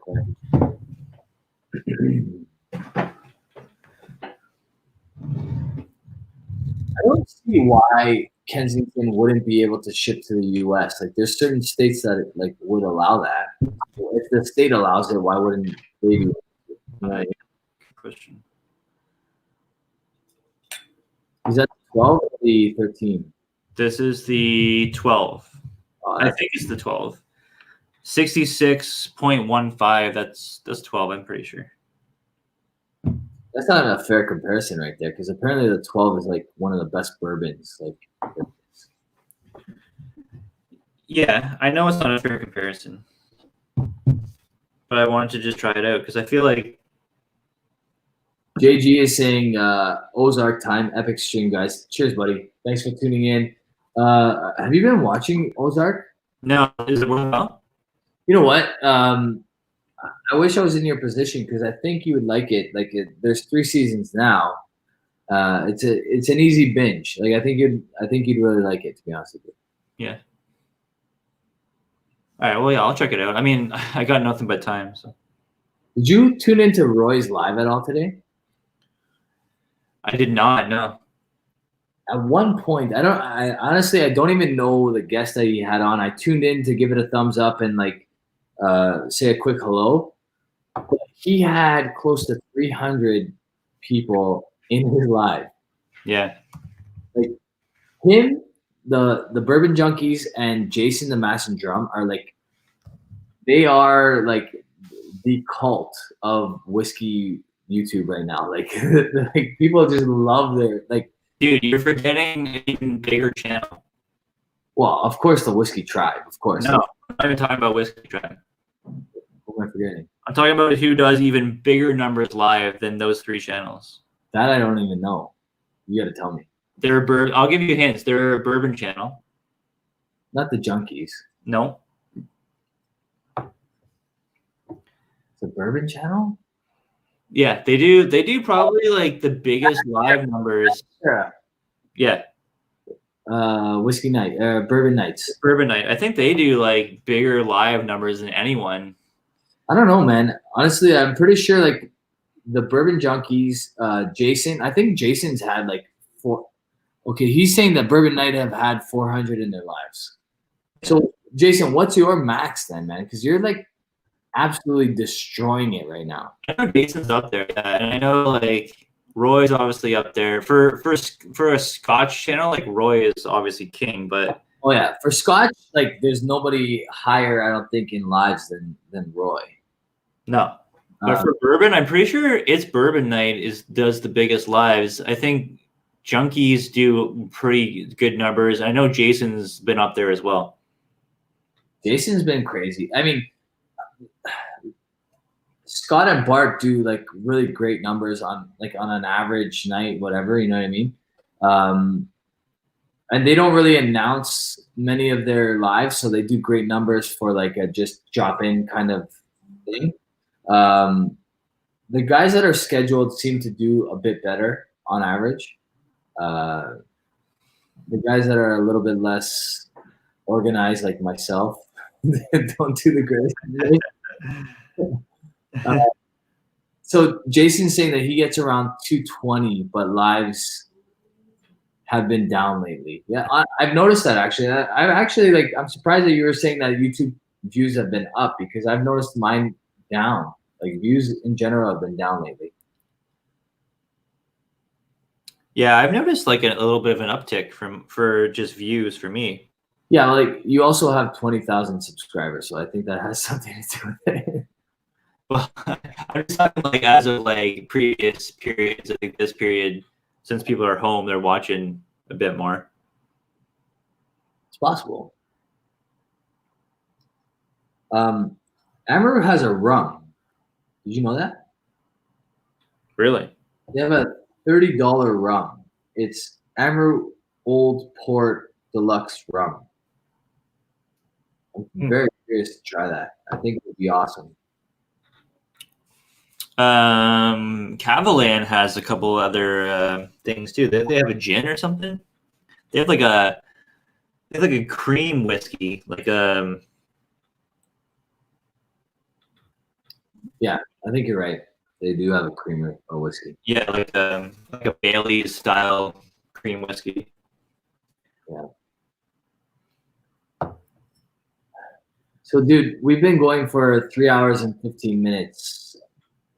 We still have close to 40. Like, people are still like the guys that have tuned in from like the early on set are still sticking around. But what do you think? I'm just loving it. I mean, honestly, like even if we crap out now, I'll still be drinking until the wee hours of the morning because what else can you do? I'm gonna finish this jam with you, and then I think I might go watch some Ozark myself. Nice. Yeah, this George T. Stag is really good. Yeah, that I like the batch 13 as well. Batch 13 is good. Batch 12 is also very good. But it's like I'm just so happy that Stag Jr. has gotten to the point where you'd expect it to get to. Yeah.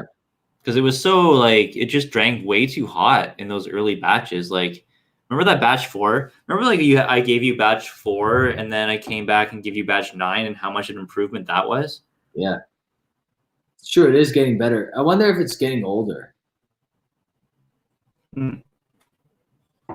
Richard's gonna hit JRs later tonight. Yeah, Richard hits bourbon. You know he's been drinking a lot. He doesn't like bourbon. This guy drain pours like freaking B-tax because he hates them.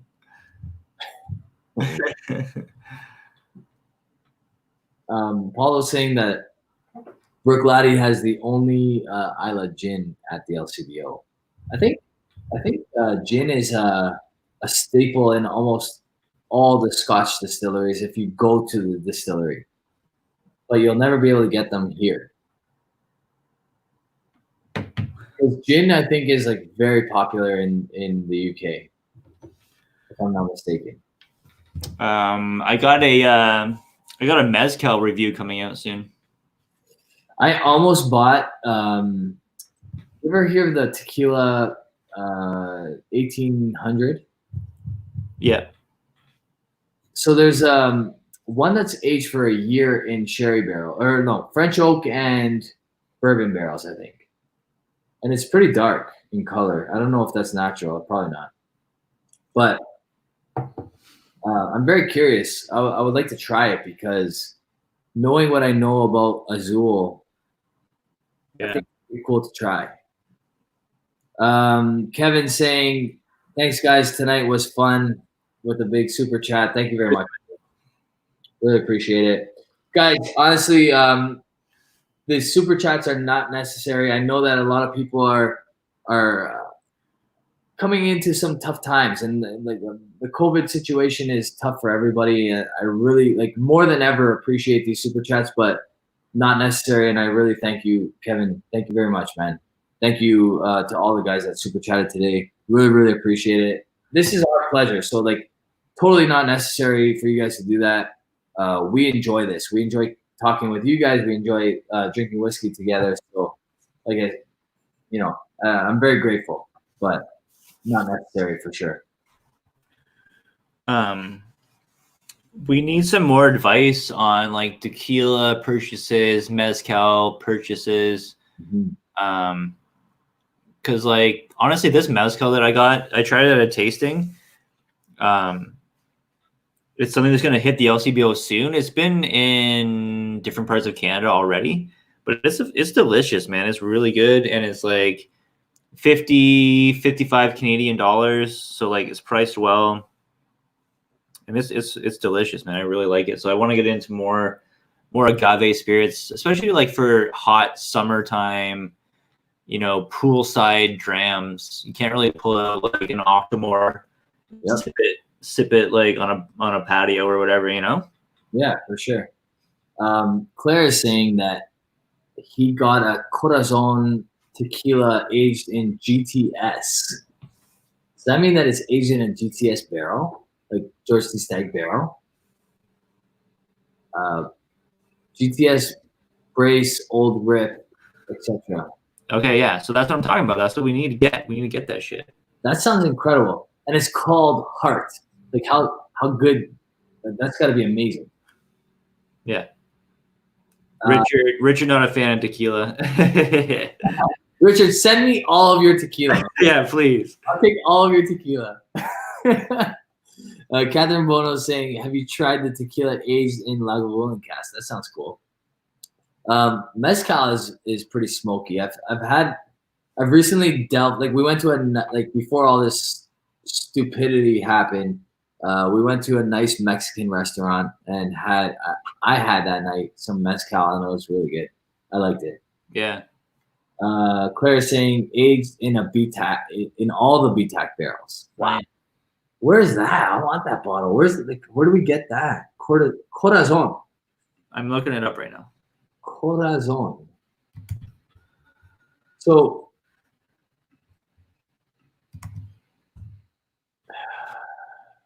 oh yeah, I think I've seen this label before. So I'm sure that's the extra aged. Is that the LCBO though? Yeah, they have the Aneno there. Anejo is the one that I would be looking for. I'm not sure I'm ready for like too much mezcal, to be honest with you. How do I can I like share my screen? I don't know. Try. You have to do it from your end now, I'm assuming. Oh, another Jabroni super chat over here, coming from a fellow Jabroni. The Mash and Drum saying, just sending some support. Thanks, fellas. Thank you, my friend. Really appreciate it. Again, these things are not necessary, but totally appreciate it. Thank you very much. Really appreciate it. Guys, not that any of you are unfamiliar with, but if you are unfamiliar with the Mash and Drum, he's doing the best bourbon reviews out there. He is the most informative reviewer, I think, out of all, probably all whiskey reviewers. Like he goes well into depth with like the actual distillery and whatever, you know what I mean? Like he kind of like really targets the historical aspect of each distillery and where that bottle comes from, the origins and that sort of thing. So really, you guys want to check out the Mash and Drum because he's doing some great stuff.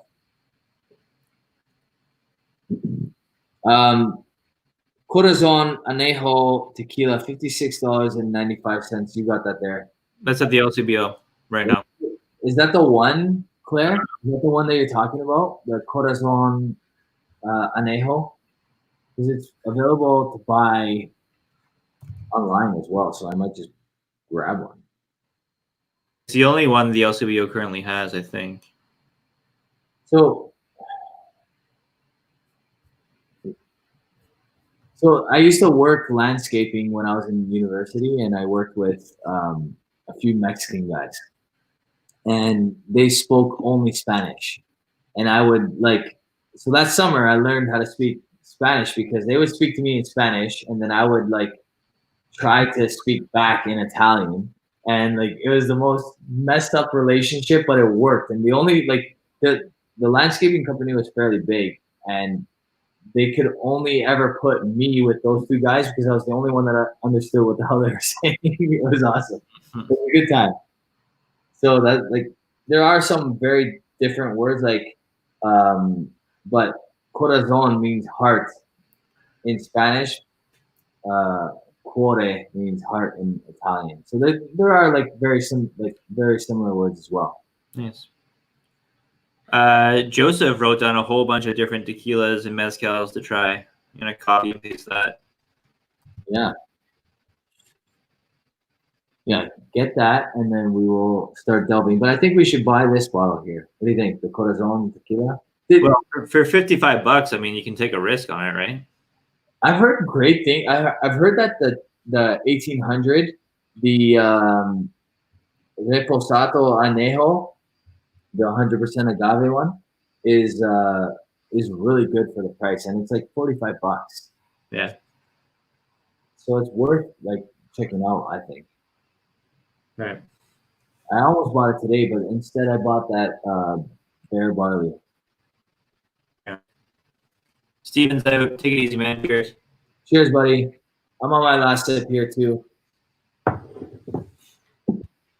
We got a whole bunch of people dropping out to go watch the Ozark. Yeah, maybe I'll throw it on, see what it's all about. Yeah, I think you should. Tell these guys where they can find you. Tell these guys what's coming up with you, and then we'll go a little bit again. We'll talk a little bit about this podcast that we planned before we sign out. Yeah, so channel's Sippers Social Club. I just released a freaking epic whiskey today, the Brora 30-year-old. You can check it out.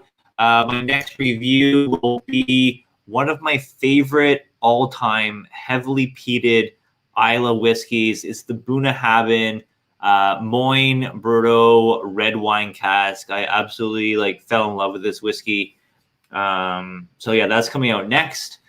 After that, I got a mezcal review coming out, and then after that, a really cool project that I did that's going to feature Raw Whiskey in the Six, Jason Masson Drum, and Scott from Scotch Test Dummies. So yeah, stay tuned for all that stuff coming out soon. And last but not least, just a reminder that we will be doing a podcast coming out soon. We're going to be calling it the Whiskey Rant or something along those lines anyway. I'm looking forward to it, man. I think we're ready to expand into a different world. I think this will be fun. Yeah, I think the podcast will be really cool. I think posting it on YouTube as a video with added graphics, features, whatever, plus being able to have it listened on all your podcast streaming services will be kind of two ways to take in the media. I think it'll be good. Yeah. I think it's gonna be a lot of fun. And the cool thing is that basically it's gonna be us talking about whiskey, and it's gonna be a chill environment. I think that's the way I anticipate it anyway. I don't know how you envision it, but that's kind of what we've been doing all along on our lives and stuff like that. The ones that go for 3 hours and stuff like that, they've always been just a chill session of drinking and whatever. We've never really been all about the planning, and Whiskey in the Six has never been all about the planning.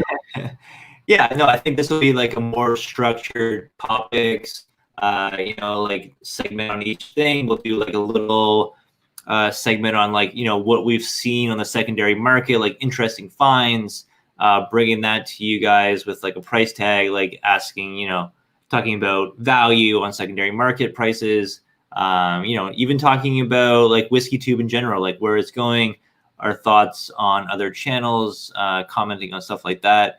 And then I think for each episode, we're going to review a whiskey as well. So we'll do a whiskey review incorporated with all of that other stuff going on at the same time. I think it'll be pretty interesting. Yeah. Claire just said he's still waiting for a bonkers shirt. I think now that I have some time, maybe we can design something that I could send out to Mike, who's making my shirts for me. So right now I have a third party making my shirts. It's a buddy of mine from Quebec. He has a company called the name is eluding me at the moment. The swaglife.com. Yeah. So the swaglife.com is Mike's website, and he sells Whiskey in the Six merchandise right now. So I'm gonna send him a design that I make with bonkers on it, because it's gotta happen. I feel like maybe I should have my favorite superhero on it saying it or something. I don't know. I mean, I envision it as those old Adam West Batman, the big pop graphic kind of thing. Yeah, I love Batman, but I'm thinking Spider-Man would suit me better probably, so I might have to put like a Spider-Man guy in there. Yeah. I don't know what Marvel would say about all that, but who cares? Fuck them. They're not. You're not gonna have to pay them money.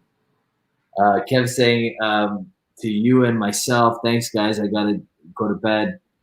Good to see all the usual cats on. Have a good time. Be safe out there, guys. That basically encompasses my sentiment. All you guys, be safe, be healthy.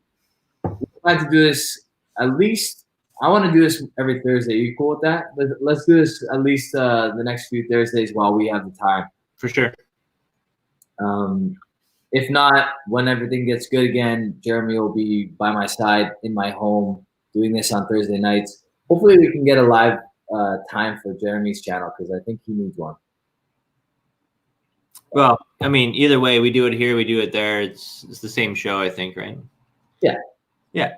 All right, guys. Thank you very much. Appreciate everybody. Love you all.